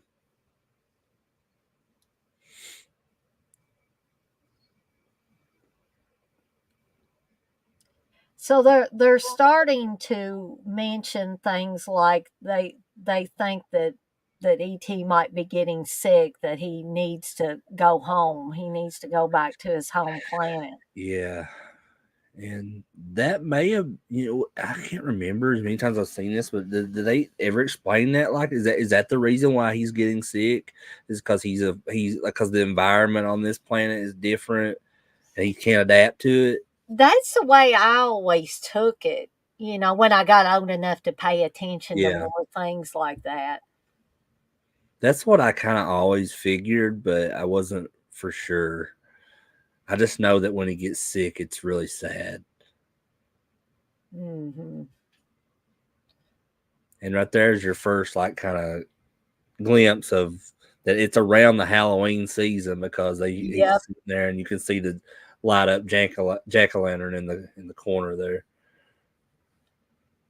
Candace says, could you imagine E.T. popping up out of the dark screaming with that long neck coming at you? I could see that freaking someone out. Jim Carrey does an excellent impression of Oh, that. he does. If you've I never don't seen think it, I've Dane, seen him do that. well, either I or Candace can send you a clip of that. I think it's when Jim Carrey was just doing stand up before he Mhm. got into like films and stuff. He might have been doing it in living color at the time. I'm not sure, but he does like all these different impressions in one of his stand up specials, and he does like E.T. and Michael Landon and Clint Eastwood and Oh, all that's these other people, great. and it's awesome. I've always been infatuated with Jim Carrey because of that, because he could like make these faces to where he made himself look different. Uh-huh. And when he does the ET impression, I don't know how that man makes his face the way he does, but it is like spot on to the ET scream. Yeah, Uh, I gotta have that sent to you somehow, Dana. You gotta see that. okay. Yeah, I'd love to see it. Candace says, I can't take it when he's sick. It breaks my heart. I saw. Well, I'm going to try not to cry on here, but it does make me feel a little weepy, even though nowadays I know that he's going to get better, that ET's going to get better. Still, that whole part just breaks my heart. Um, yeah, and Blissful, that holiday reunion thing that you sent me, I almost cried watching it, where ET comes back to see Elliot when he's with his family, with his wife and his kids. Now, what is this? It's some kind of holiday reunion thing. I think it must have been a commercial for like Comcast and Uh, stuff. It says reconnect on the holidays at the holidays at the end of it. But it's a whole thing where ET comes back and Elliot is grown. It's Henry Thomas, and he's married and he's got a couple of kids, and they all get to spend time with ET. is that on YouTube? I think it was. I gotta look for that because I've never seen that. I I mean, hadn't either. I think Batman asked me about that last night, and Blissful was like, "I'll send it to you," and she did. She sent it to me last night. so what is Elliot? Was he supposed to be like a zombie here, or when he's painting his face? He looks like a zombie. That's what I was thinking, but because I know Michael is supposed to be a hobo, Mm. and Gertie I think is just was like as a cowgirl, and then they pull the switcheroo with their mom, and they try to tell the mom that ET is Gertie underneath this sheet as a ghost. So evidently, Candace has seen what we were talking about, that holiday reunion clip. I've not seen that. I need to go and watch that.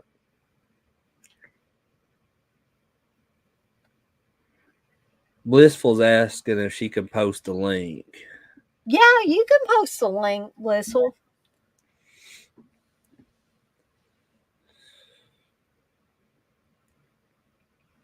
And one person that I've not mentioned thus far that's in this film is Dee Wallace. Mm, I love Dee Wallace, me too. and I think this was probably the her most popular film, because a lot of other films, I mean, I'm not saying that The Howling or Critters or The Frighteners or anything like that is not popular, because it is to a certain group of people, but I'm just talking about as far as pop culture goes. Mm-hmm. What like even person that's not a fan of like these films typically, but they know what ET is. They know who the mom and ET is. Right. My mom is a good example because she's not somebody that really is like a gets into fandom over things and like follows things like how we do. Uh, Right. but she knows well enough what ET is, who the mom is in ET. But if you ask her, well, what else was D Wallace in? She'd be like, I don't know. Right. My mom always tells me, she says, "You know me, Dana. I don't know people's real names." She says, "I only know what they play Yes, on TV." that's just how my mom is. Exactly. I love that they're walking out here on trick or treating, and it's like from the the first person perspective of Mhm. ET looking through the sheet, and he sees like the guy like a zombie dragging along, holding the dog. And that scene before when their mom is taking the picture on them, she thinks the ghost is Yes, dirty, and, with and when it flashes, he falls over, and they the have, flash part oh, kills him. there's Yoda. Yeah, and that's E.T. home, home. and that was such a good Yoda mask Oh for my that gosh, that's time. fantastic. I They wonder if like must have stole that from the no, Th they didn't I steal wonder it, if, but like, Don Post made that mask. it I looks like a mean, Don Post it mask. does because, I mean, like, at that time, Don Post was probably the best mask maker there was, and they had the licensing to a lot of stuff back then. So this is really gonna be their first attempt to try to get ET back home. Yeah. I love it. It has that, like, wide shot of when he's coming through riding on the bike, and you just see, like, ET bouncing around in the basket.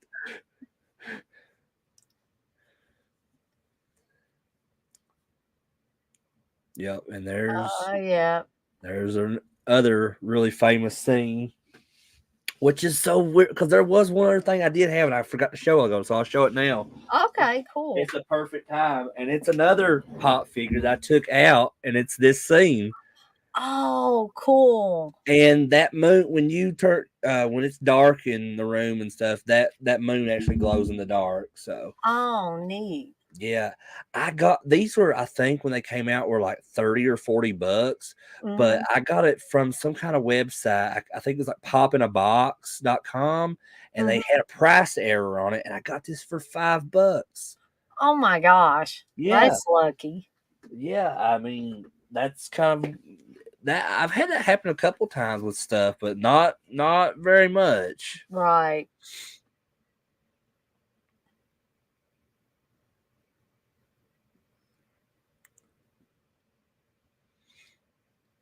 I think another reason why this movie is special to me because I lean towards a lot of films that are Halloween themed, Right. Yeah. and I just love that they included Halloween in this. I don't think this came out around Halloween when it was originally released. I think it was maybe this came out like in the summer or something, Yeah, it seems like it. Yeah. summer of '82.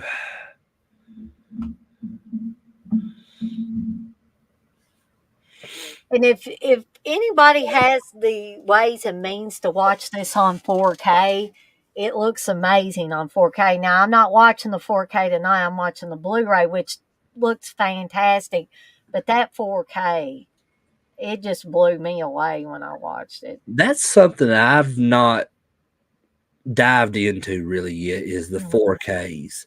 I have a few of them, but I've never paid like full retail price for them. It's just stuff that Mhm. I've gotten from like flea markets or like that we have this thing here in Hazard called the bid site where like it's all done through Facebook, Right. and they'll just put stuff up throughout the week, and then the auction's in on Friday night, and you just pick up the next day on Saturday. And I actually did buy some Blu-rays from that. I won them from this past week, and one of them was a 4K of Rambo 3. Uh, Mhm. but like I said, I don't have many 4Ks, but that might be one of these days I might start getting more into those. Because I'm not picky. I'm not picky when it comes to formats, really. Right. I just and I'm not saying all 4Ks look fantastic because they don't. 4Ks just like other formats are not created equal, but there are some when I watch them, it's just like, man, The it's like quality is watching a amazing. movie. It's like watching it for the first time, only it's just so clear and everything pops and you can see every wrinkle, every line, and some people might not like that.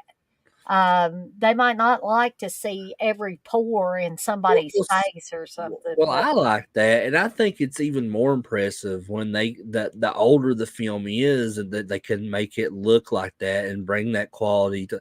Now, not every older film is going to be like, I'm sure, right. but like I would think films like this, like E.T. and other Spielberg, works that he's done, like I Jurassic mean, Park, whatever, like that. Jaws looks fantastic too on the Yeah, I'd big. imagine that those negatives of those films were really well taken care of and probably put in some like a vault or something. Especially when you're working with somebody like Spielberg or George Lucas or any of those popular filmmakers from the 80s, Ron Howard. Um, Oh yeah.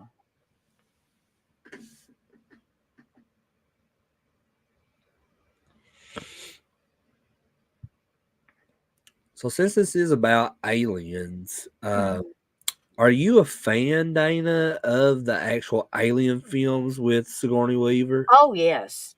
Oh yes, definitely. So then you know what's coming up this week, right? On Friday, this coming Friday. Okay, help me out here, Chris, because I'm a little dense It, sometimes. it is Alien Day, actually. Every year Oh, on April Alien. 26th is considered Alien Day, and I think that has to do with like the planet, I believe it was from Aliens that they go to where they find Newt. Yeah. Um, and I think it was the planet was called, or something on the planet was called LVL 426. Uh huh. And so that's why they consider April 26th every day Alien Day. Um, and Okay. and I'm a big fan of those films too. So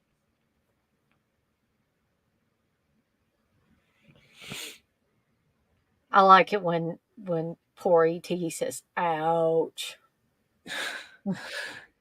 I love how he talks. Mm. And at the ending when he says, "I'll be right here," when he's talking Oh, to Elliot, that breaks Candace's heart it, every. it it does me too.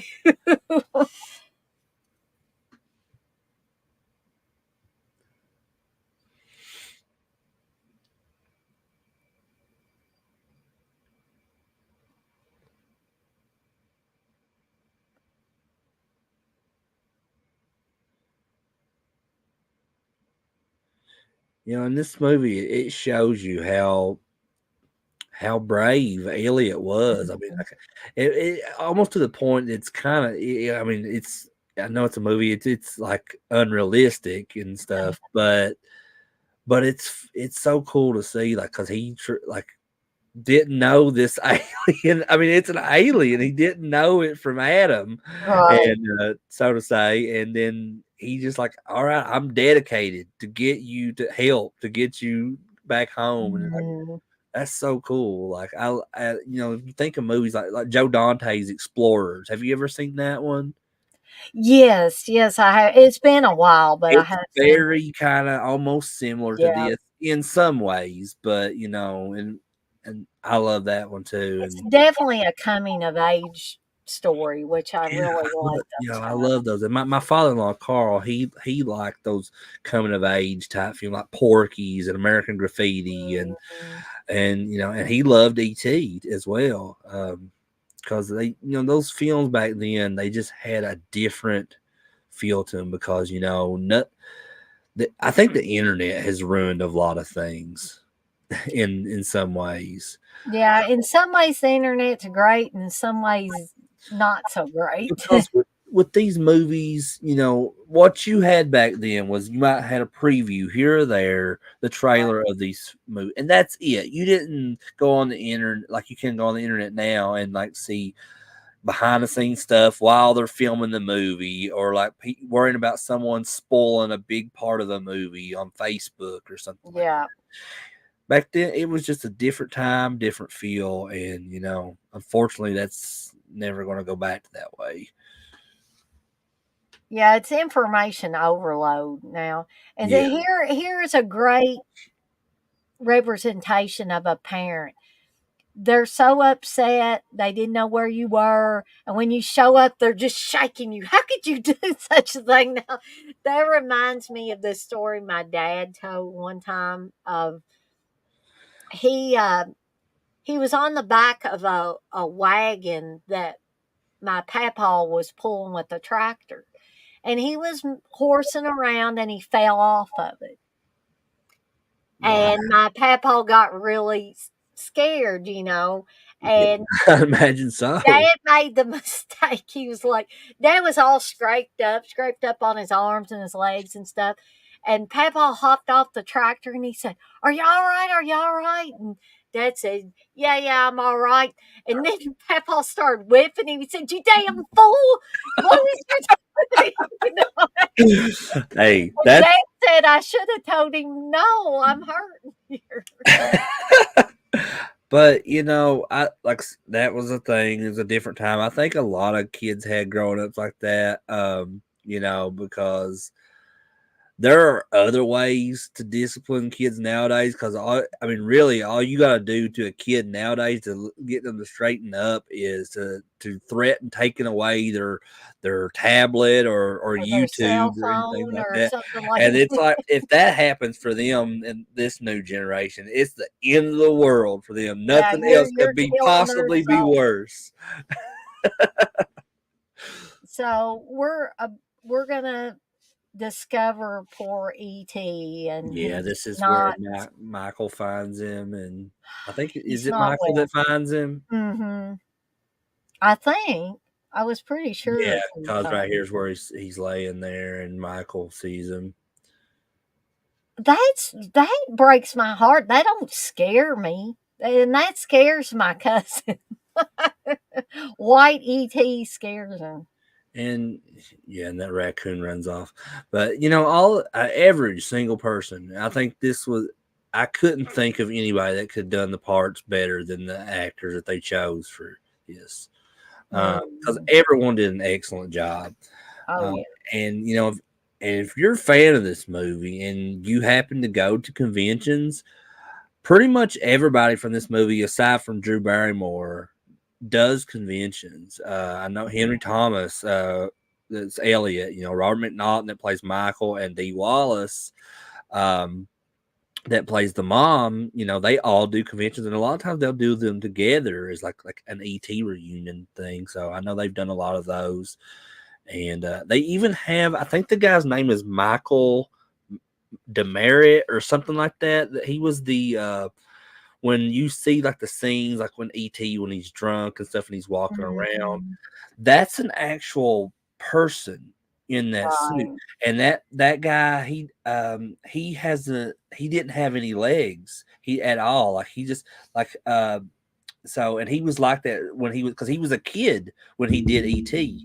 Mm. So he's been like that ever since he was a child, and he actually does these conventions too. So, and he's able to, like, where he had to pretty much live his life without legs. He Yeah. gets around on this really awesome looking skateboard, and he just kind of like moves himself around like at conventions, and where I guess whatever he does in his everyday life with his hands. And but I didn't learn that till about a year or two ago about that was actually a person in those scenes for ET. All that part where ET's crying for Elliot and his mom's taking him away. It's just, Yeah, it's rough. and then these guys show up in the space suits. Yeah, and like I've mentioned before, like my dad was a lot of inspiration of movies I like because my dad loves this movie too. And like I can remember one time, I can't remember if it was like for Halloween or what it was, but Noah had bought like this astronaut suit and he had the helmet and everything, and he was walking around in it. And my dad sees it. He's like, "Are you one of the people that was trying to steal ET?"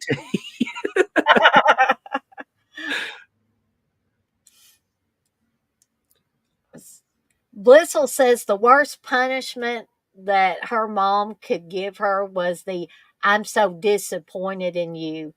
Yeah, that killed my soul whenever, even when I got older, like I'm talking about in my 20s. If my one of my parents said I'm disappointed in you, or they even gave me that Yeah, look that said I'm disappointed in you, it just took me way down and deep dark and hole. that's the worst. It really is because, and I was really bad for telling on myself because I was afraid if I didn't tell on myself, then things would be a lot worse for me. Mhm. But even by telling myself, I still got in trouble. I can remember at a time like it was around Christmas and like when I think I still believed in Santa and all that. Mhm. And then my before leading up to Christmas, I like ran down like our driveway to our mailbox to get the mail. Like, well, I told them that's the reason I was going, but I had thought I had heard them saying something about presents in the back of our van, and as I went to get the mail, I snuck into the van to see all these presents in the back, and didn't say anything until after Christmas because when I got them, and then like they told me that those were from Santa, and then that's when I learned that Santa wasn't real. Oh. Um, so I kind of ruined that for myself, and I ruined it for them too. So Well, I think all kids at some point in time, maybe they haven't done it in exactly that way, or, their belief in Santa was dashed. But I think all kids have tried to find their Christmas present. yeah, probably. And did you ever hear me tell the story about my brother and what he did? What did Very he do? good. Okay, so he loved video games. He absolutely loved video games. And every year at Christmas time, he would ask for the next hottest video game. Okay. Hmm. So me and my brother both knew at this point in time that mom and dad hid the Christmas presents in their closet. So guess what? When mom and dad left the house, guess where we went at Christmas time? Looking around in the closet to see if we could find stuff. Well, my brother really wanted to play the video game that my Oh parents no. had gotten for him, and so he concocted this story. Well, first of all, he stowed the game out of its box, put I one he knew already had back I knew in, that was coming.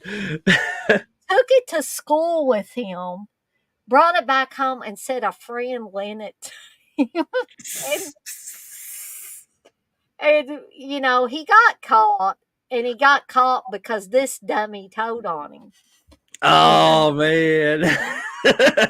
And mom and dad said, "Jason, we know that you took that out of the closet." And they didn't even have to punish him. He punished himself. He just started crying. Hey, when you're that age, it's hard to be creative as a kid to come up with a story to try to get yourself out of trouble. I know I'm talking over white sick ET, but I think it's part of me trying to think of something funny Yeah, while you we're having to deal try to with cope with this. this what's going on here so you don't have to get emotional over this. Yeah, I, because I even though understand. I know it ends up okay, Yeah, it yeah. It's still this still, I still mean, when gets you're me. in the moment of that film, it's emotional because, like, well, not just because ET and you feel sorry for him, but you're feeling sorry for Elliot too because they're basically where they have that connection. They're going through that same Yeah. situation, and I guess I don't. I mean, I've never been sure, but ET technically dies here. Technically, yeah. Yeah.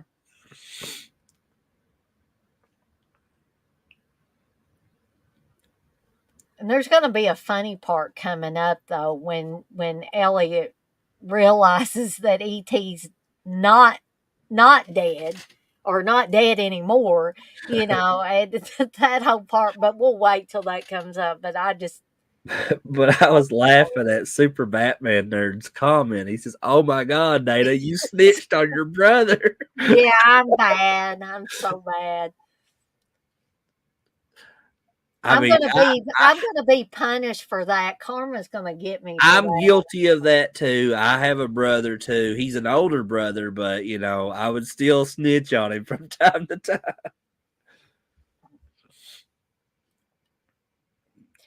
I love Peter Coyote's character in this because he's the only one really of these people that have invaded their home that you He's can kind of sympathetic. sort of trust. Yeah, and sympathetic. Yeah.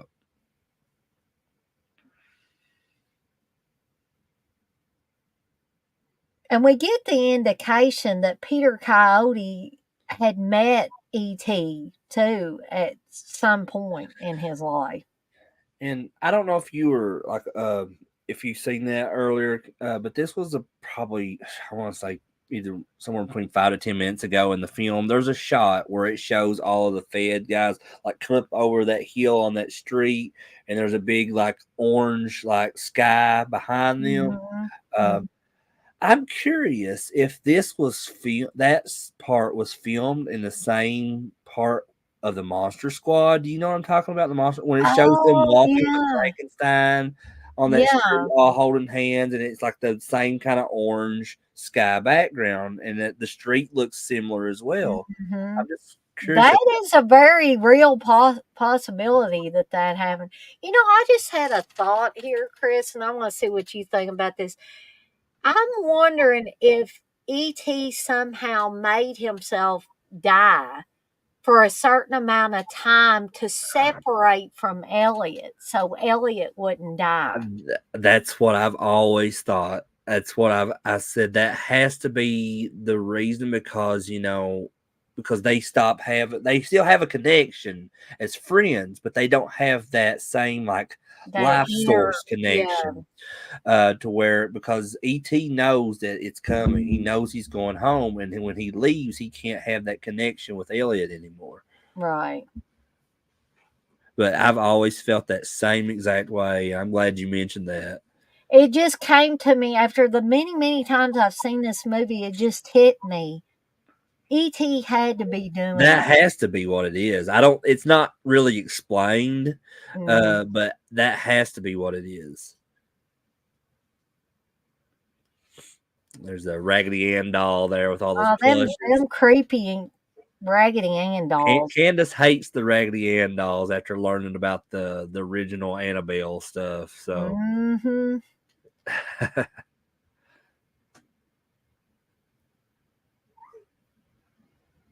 one second, I gotta let this dog in. He's out here whimpering. Okay. Come on, buddy. Lay down. Come on. Lay down. Yeah, we've all got dogs around here, folks, that, we got to Yeah. take care of. Yeah, they were outside whimpering at the door, so I had to let them in. Hey, now don't be knocking stuff down. Lay down, bud.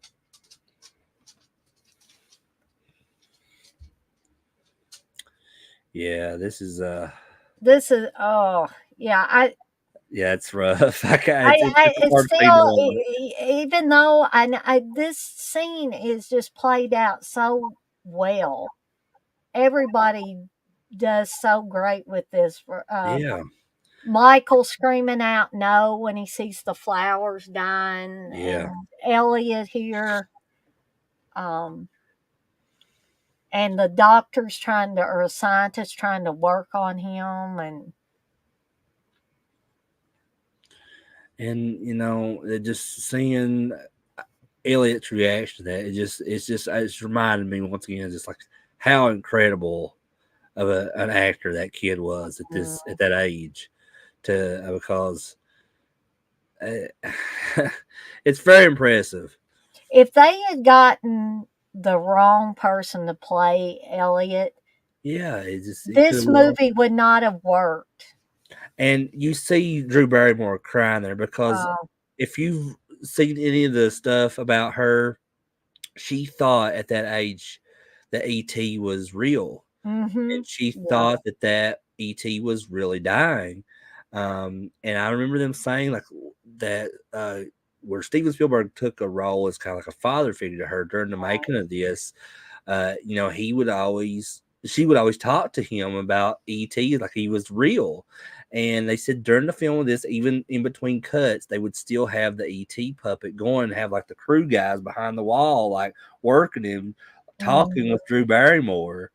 Like and that to me, when you find stuff out like that, it's amazing to me, Yeah. especially if you're a fan of the movie, because it just adds, like I said earlier, this movie has levels to it, Yes. and there's just not Definitely. just what's in the film, but what's going on behind the scenes, what led up to them casting everyone. I mean, it's a really, really interesting film to do a deep dive on. Mhm. Okay, can we get past this, people? Gosh, it's getting to me. And these doctors, like, even though they were working hard on ET, it's like I think he's dead, and they're just like, you know, it's just so cold.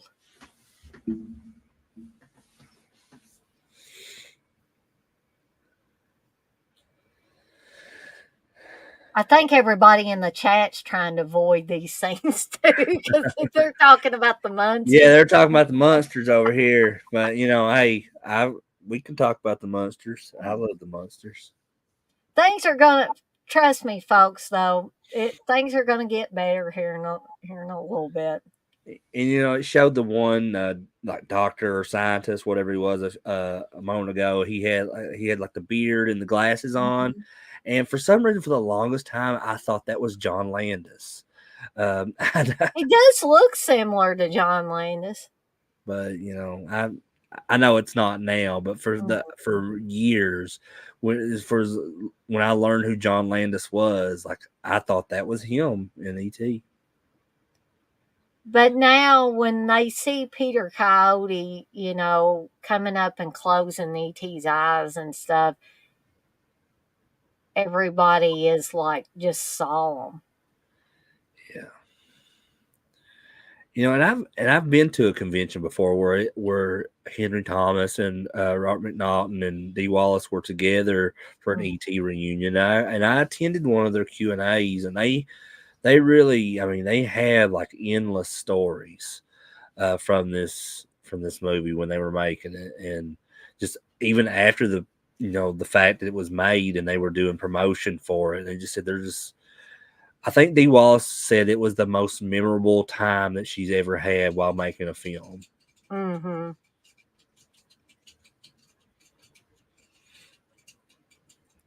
I mean, I just wonder, would scientists have a contraption like this in case they ever got an alien of some sort? Because they got I the don't know. I mean, like, if you've done any kind of like research on stuff like that before, like as far as like Area 51 and yeah. Wright Patterson, like Air Force Base and stuff like that. There's all these stories about stuff like that, but you never really know if it's true.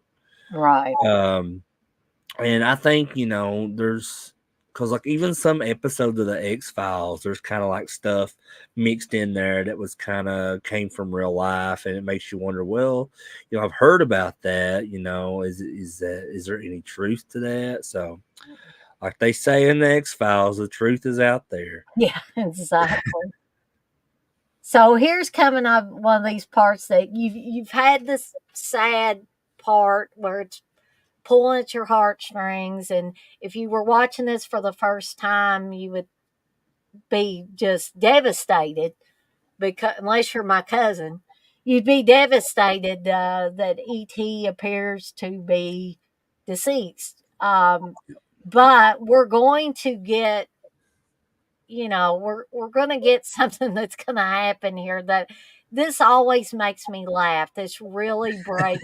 And he's like frantically like, phone home, or something. And Elliot's trying to get him to, be quiet because he doesn't want Yeah, the well, scientists to know. so it's like you said. I think there's some truth to that. To what you said earlier about like he ET basically pulled a jigsaw from the first Saw. Yeah, before there was a Saw movies. Um, and how adult is the conversation that Elliot has with ET? Yeah, it's I mean, I know the script was written, but again, if you had the wrong child actor to do this, it would because not. he made it so believable. He Mm-hmm. made like that part like is if that was something that was really happening, like how a person would react to the death of a loved one or something like that. Right. And that kid was, he was dead on. It's like, this is how a lot of people react when someone that's close to them passes away. Um, I just think that's another one of the most special things with it. And here we go. You see ET starting to light up. Yeah, He's there is his he's chest is lighting up. playing possum that whole time.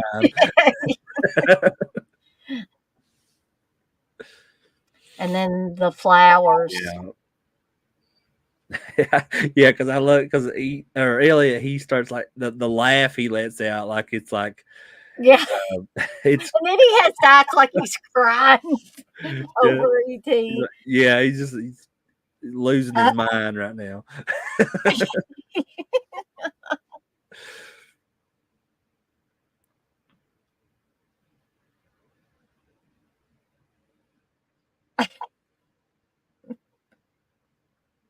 He's like, "Shut up," he said. Yeah. He won't stop talking. He has to zip it back up into the bag to get him to shut up. He's still like.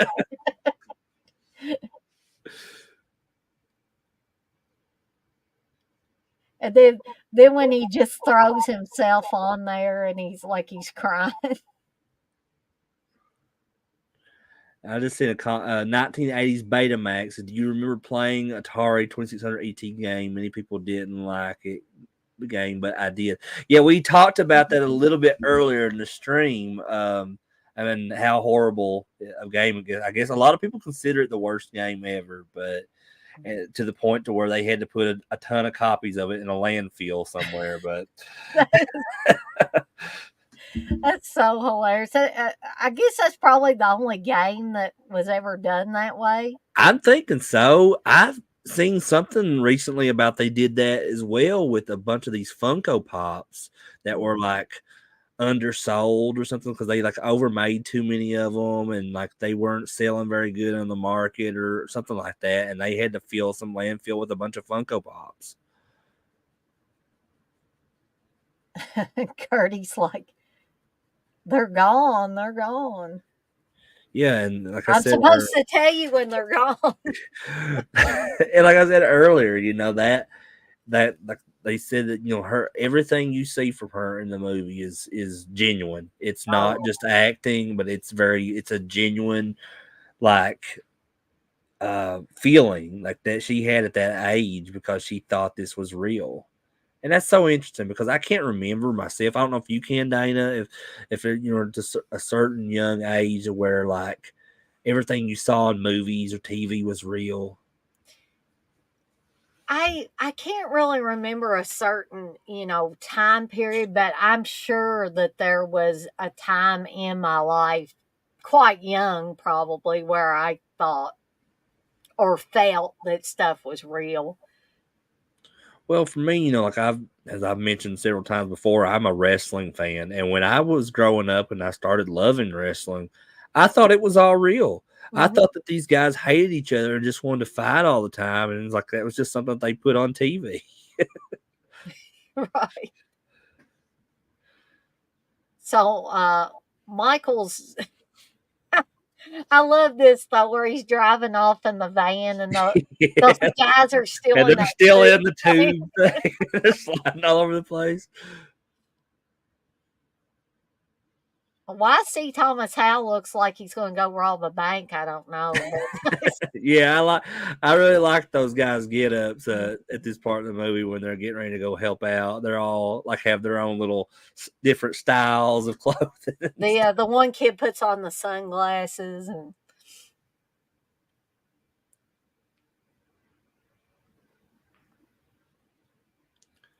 Well, we're getting ready to find out here soon which version we're watching because we see if there's walkie talkies or guns. yeah. I'm hoping mine are guns. I promise I won't have a meltdown, guys and gals, if it's otherwise.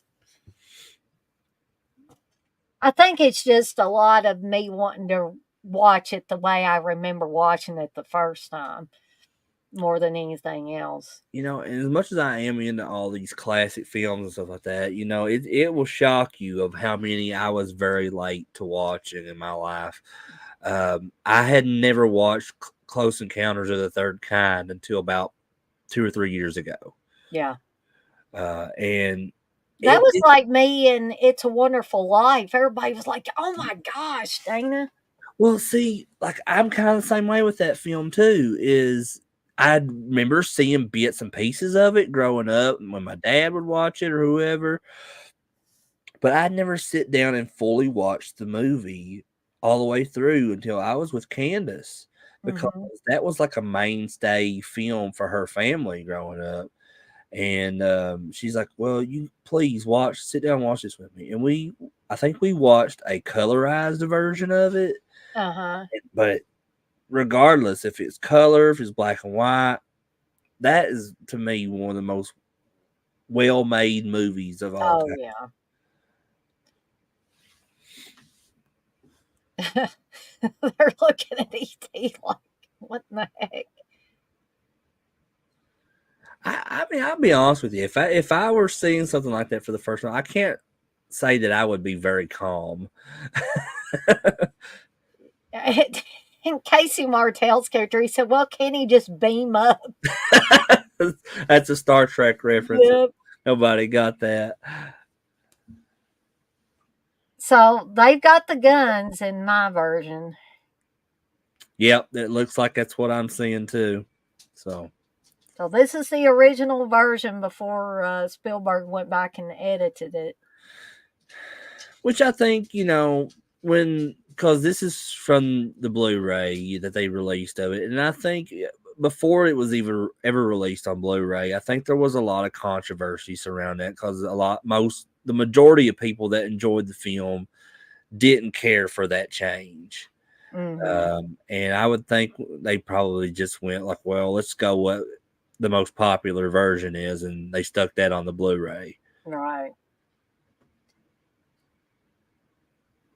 But I don't know if you remember that, Dana, because like when they had that specialized version come out in the 90s, like there was a lot of controversy of people being upset over the walkie-talkie stuff.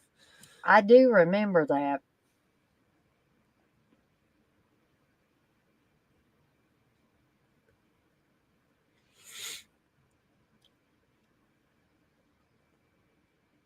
Well, this movie's almost 2 hours long, but it does not feel it doesn't. I was thinking that same thing. I was like, because I was looking at my time on there, and I was like 1:42 right now. Yeah. But it's not felt like that long. It felt like we just started watching this not very long ago.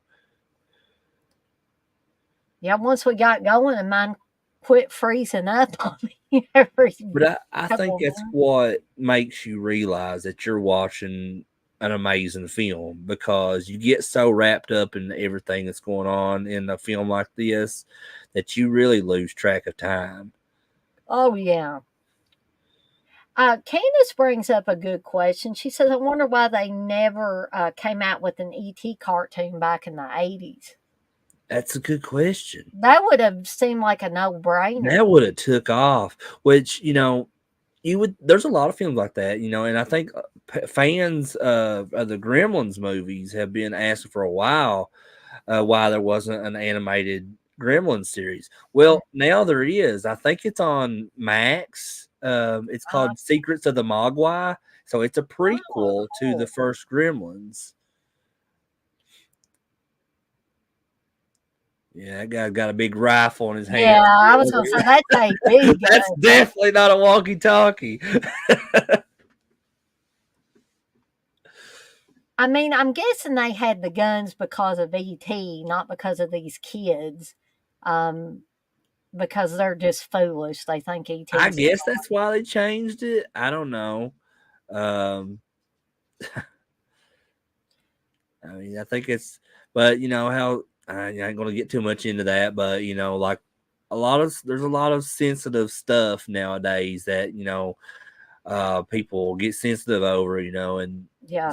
just, so they take a lot of stuff that were in films back in the 80s, 90s, early 2000s that will probably never exist in newer films again. Um, Right. There's a and lot of stuff that, like, we've talked about several movies that this movie wouldn't get made now. I'll tell Steve that too. I say this movie wouldn't get made now. I watched the Toxic Avenger recently. I was like, this movie would not get made now. yeah, there's so many like that too, not just movies, but TV shows too. Like one of my favorite shows of all time is The Office. I don't know if you've ever watched The Office, I've but seen like clips from The Office. that's a show that me and Candace both mutually love, and we've watched the series all the way through multiple times to Hmm. where we can memorize a lot of the scenes from that show. But there's stuff in that show that if you're a fan of the show, you know what I'm talking about. There's stuff in there that would not fly Right. nowadays Yeah. at all. But back then you just have to understand if you didn't live during those times and watch it and like how stuff was in reality, it's just it was a different time and things happened and most people just kind of understood. I mean, I'm not going to get into like really controversial stuff like the racism and stuff like that. Now, that's a totally bad thing at any point in time. But I'm just talking about like kind of like smaller things because I think there's just stuff that people get overly sensitive over, even the smallest things now. Hmm. And it's kind of Yeah, ridiculous. they do. And I think sometimes, I don't want to make anybody upset, but I think sometimes people read too much into something and make it into something that I don't think that was what was intended. They s- they see a fire where there's not a fire. Exactly. Oh, hey, Chris C. Chris C's in here. Yeah, he's on his last break at work, just dropping in. Mm. Hey, man, thanks for dropping in and joining us. Yeah. And And I'm sorry you had to work tonight. yeah, that's what I was trying to get to. Is like he is, sorry you had to work during this, but I hope you enjoy the rest of your shift, brother.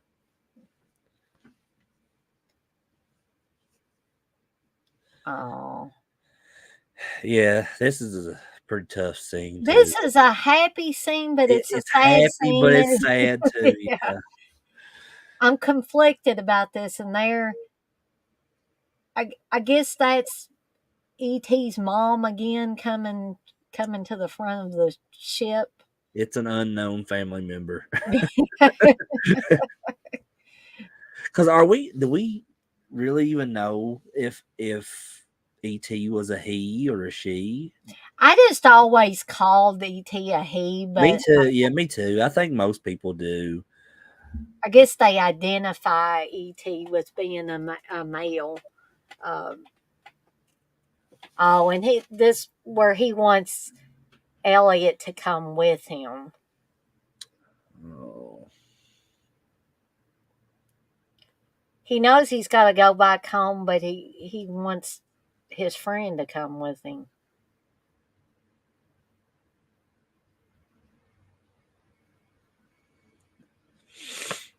This is getting to me worse than the sick ET stuff. Oh man.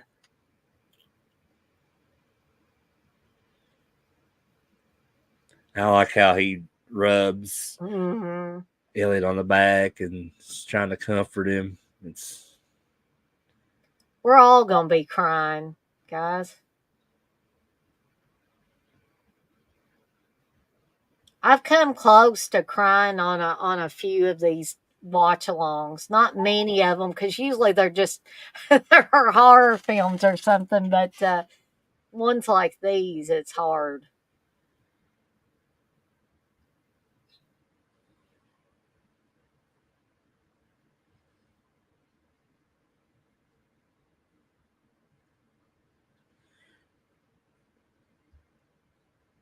Candace says you're going to get me crying just describing it. Seems like those red zip up hoodie jackets were popular in the 80s. Because my favorite Friday the 13th movie, part 5, is Reggie the Reckless wearing that same jacket. Guys, we're trying to laugh about something because otherwise we'd be crying. Yeah, this is a tough scene. I mean, I know E.T. is not a real alien, but you just watch this creature on here. He seems so lifelike, all of his movements and stuff like that. Yeah.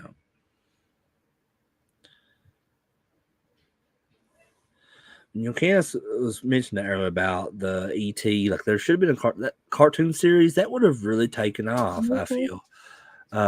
They made an Alf cartoon. I don't know if you ever watched Alf or not, Dana, but I watched the show. Yeah, they had a cartoon. I think it's called Alf Adventures or something like that.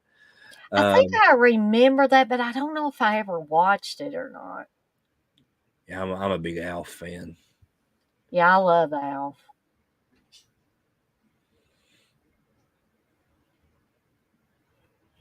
That's it's sad, happy at the same time. It's such a great ending, like because this, and there's not a lot of films. I mean, well, I take that back. A lot of classic films, especially ones from the 80s, had really great endings, but I don't know. There's something about how this movie ends. It just kind of, it's a lot more powerful than some of those other endings out there. Oh, yeah. As Candace says, he's real to me, damn it. Yeah, exactly. Yeah. Yeah, don't anybody make fun of us ET fans. I don't remember that. There. I don't ever remember that part when the ship takes off and then it creates a rainbow. Oh, the rainbow?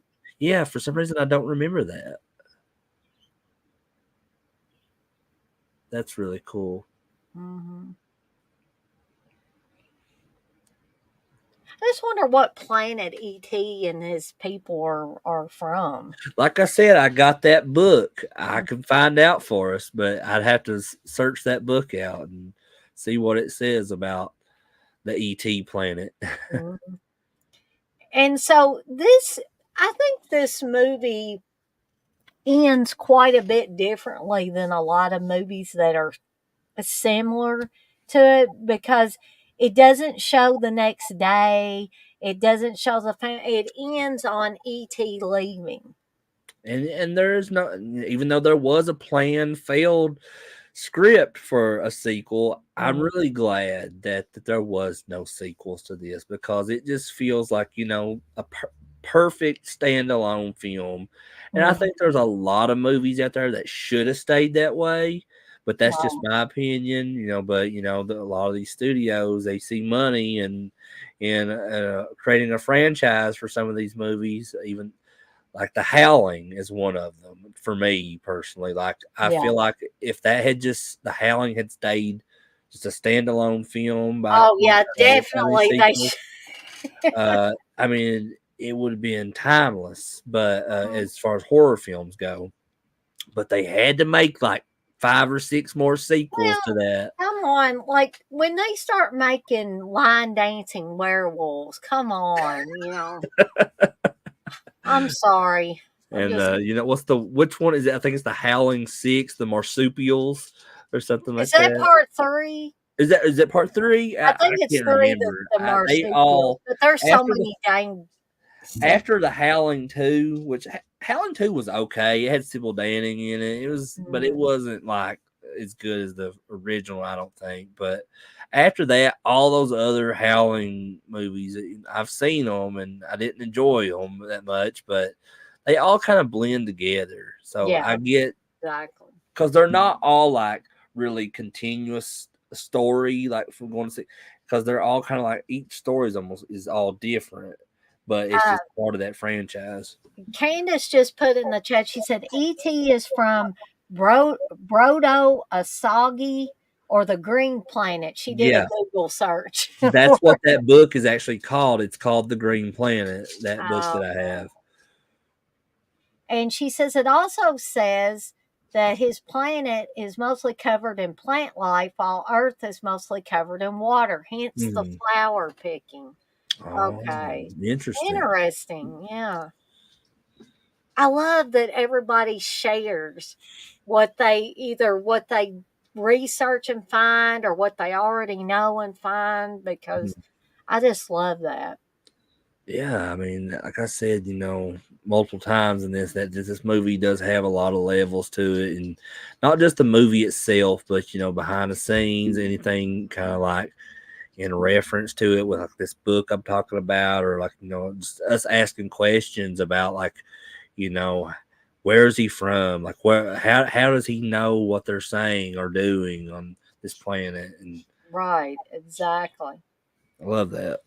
And I just noticed when C. Thomas Howell, when his name came up, he was going by Tom Howell at that point Yeah. in time, which is I think interesting. that's what he goes by now. Like he's like advertised at conventions and stuff as Hmm. C. Thomas Howell, but I think he likes going by either Tom or Tommy, is what everybody calls him. Okay, that's interesting to know. In case I ever meet him, you know, I don't want to.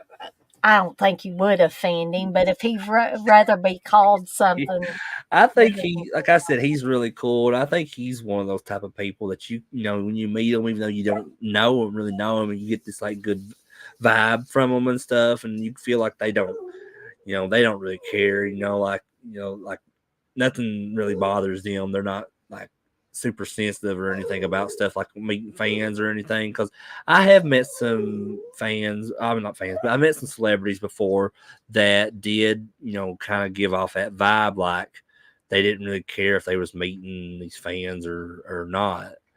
Um, uh, Chris, we got somebody named Mr. Katz in here that says that Crater, I met you at Horror Hound about 10 years ago. I'm Eat Shit and Live from the Dead Pit message board. oh my goodness, man, I'm sorry, but if I it's been 10 years. It's hard for me to remember stuff that happened a few years ago. When it because like I'm like especially that. with conventions, because like that's I've been to so many of those, and they all been together. But um, if you have Facebook or something, man, like hit me up. Yeah, like I said, I actually met someone from the Dead Pit message board at this last Horror Hound, Hmm. and like he told me who he was and everything. He said that he met me years ago at a convention too, but for the life of me, I could not remember who he was. And like, can't but Candace knew. She's like, "Yeah, I remember you talking to that guy." Like, I said, "Well, for some reason, I can't remember." Right. Well, I'll tell you something and I felt bad about it. Like Goose, I hadn't seen Goose in forever. And he popped up at a convention and I didn't even know who he was, Chris. Well, And see, that's the same thing. Like, and Steve was like, "You didn't know who that was? That was Goose." And Goose came back later and he was like, "You didn't know me at first, did you?" I said, "Well, to tell you the truth, Goose, I didn't." But I felt really bad. I could tell you, I've done that on multiple occasions. I've had people that come up to me and knew who I was, start talking to me like that I've went to school with, like Uh-huh. high school and stuff. And sometimes when as people age and get older and stuff, their looks start to change. Yeah. Because but I've been in that opposite role where I've ran into people from high school that I did know, Right. but they didn't know who I was. Yep. Yep. And so, but that it is what it is. Like, if sometimes that happens if you're not super close with somebody, like, it just kind of escapes your mind, I guess. Mm. I gotta tell another funny story about my dad. My dad, I don't know if anybody else's dad or their mom maybe did this, but dad would always, he would answer the phone. He'd start talking like he knew exactly who he was talking to, and then he'd say, "Who is this?" All this, I just would So it die sounds like laughing. you said that was your dad, right? That did that. Yeah, It sounds like he had like the type of personalities, like he was just friendly with everyone, and you don't necessarily have to know them to talk to. Because I've yeah. done that too. Like I've used to set up at our local flea market here and just sell stuff all the time, and people would come up and just start talking to me that I didn't even know. And we would just stand there and I would never get their name or nothing, but we would Right. just start talking about like movies or wrestling or Yeah. whatever. And I'm that kind of person though. I mean, I'm pretty open to talking with anybody as long as you're cool and friendly and not a jerk or anything, you know. Feel free to talk to me about whatever. My dad's like that now because he goes around with my uncle Scotty a lot, and they'll go to like sales and buy stuff, and then they'll go to sales and Yeah. resell this stuff. And dad just absolutely, since he retired, this is what he loves doing, and he loves talking with people too. And I went to he was here, let's see, just before New Year's. He stayed with me and Steve because my uncle Scotty was doing something else. He was gambling and staying at a hotel with his wife, and then he was going to meet up with dad for Mhm. the sale the next day. So dad was like, "Can I stay with y'all?" And I was like, "Well, yeah, dad, you can do that." And so we went to one of the sales that they had, and I was just amazed. I was just kind of standing back and watching dad interact with these people. And I can't even begin to tell you how many people would come up to my dad, talk to him, have a good time. They might buy something, they might not, but they would tell dad, "You've got the best table around here," and dad would be like, "Well, thank you. Thank you. I appreciate that." I've had people say similar stuff to me when I sit at the flea market because like I said, me and Candace kind of live in a certain area to where the stuff that we like is not, you know, a often thing that you'd see people being interested in around here. Now, I'm not saying that there's not horror fans or like fans that's into like nerdy stuff like that. I am around here because there is a lot of people like that around here that I know of, but not the vast majority around here is not because like especially when it comes to our flea market, like I was one of the very few up there that actually sold like collectibles, like toys, games, horror related stuff. Just I had a wide variety of stuff I would sell, and I would have people like come up to me and like that was into that same stuff, be like, "You have the best table here, man," Yeah. because and I'm like, "Well, I appreciate that." And they're like "Yeah," because and this person was not kidding. Like pretty much everything else, like up at our flea market, is like either guns or like bootleg T-shirts or Oh, yeah. just like a lot of just junk that people's found laying around Exactly. I and was tried gonna to say sell. just junk. Yeah, I found this laying around my house. Let's try to sell it. it's a lot. That's a lot of what our flea market is. So Mm. when you see some different stuff, kind of even if it's not what I'm selling, even if it's just something cool, like say somebody was making like homemade candles or something, I would love to see it because it would be something different for our flea market at least. But guys and gals, this has been so much fun. I've loved having Chris on here again to help me out with this. But unfortunately, like I say, all good things must come to an end. And I would love to stay on here all night, but Chris has got to work. I've got to work. I'm sure many of you guys and gals in the chat have got to work in the morning. And, morning comes pretty quickly. And 7:30 is going to come around pretty quickly for me in the morning. I'm sure some of you have to start even earlier than that. Man, I hate that you have to get up that early. My shift stays pretty close to the same thing Monday through Friday. I have to be there at 9 and I work till 5:30. So I can't. I hate that you have to get up so early. That's awful. I'll make it. I've been doing this shift for a while now with Smile Doctor, so you get adjusted to it. Some days I come back here to my desk and it's like, oh, it takes me a couple of hours or Well, I know. something. Yeah, I'm the same way. Even though I don't get up that early to go to work. I'm rolling in at 9 o'clock. I'm like a zombie, Yeah. and I have to. I have to at least get me something to drink or something to keep myself awake. I'll have to either, have this or get me something from Starbucks or, Yeah. whatever.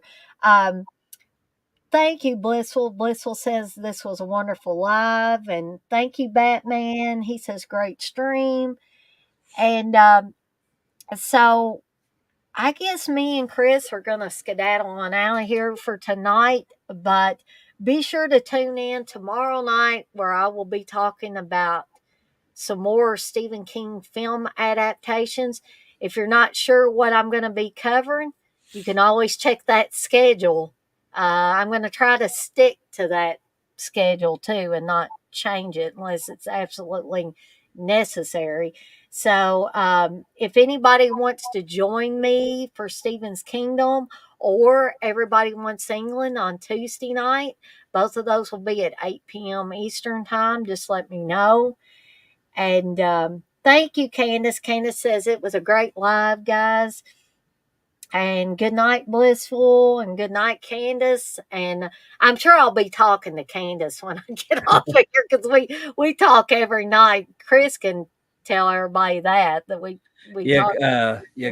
Candace gets the special features of the watch alongs with Dana. She she does. She might not always want to, but she does anyway. But I'm sure Chris is in on that too, because they're married, so I'm sure he hears at least Candace's side of the conversation, or maybe hears mine when she plays back the voice messages. Because I'm lazy like that. I leave everybody voice messages now instead of. I don't think it's lazy. I just think it's I think it's something that I'm honestly glad that you have that option. Because that's why I was so peeved when it wasn't working for me. It's more convenient if you ask me, because I don't care to type out messages and stuff, but it's so much easier to just do voice messages. Yes, it is. It certainly is. Candace says she'd rather hear a voice, honestly. I think it's more personable. Yeah, I think so, because sometimes it depends on how the person sounds in their voice of how they're telling the story or something. Like if you're just seeing a text of that, you're just you have to make that up in your own mind of how you're taking that message. Exactly. Because they could be saying something that you might think is offensive to you in just a text message, but they could just be jokingly saying that, and you just take it the wrong way. But if you hear a person say that, you can hear a laugh or whatever. You know how to take it. Mm-hmm. Exactly. So we're gonna get off of here for now. I want to thank Chris again for being on here with me. I want to thank everybody that was in the chat. We had a really good crowd. Everybody was really talkative tonight. I appreciate that. And just remember to be kind to one another and blaze that trail. And we're out of here for tonight, but tune back in tomorrow night for Stephen's Kingdom. Bye, everybody. Phone home, everybody. Yeah, phone home. That's exactly right.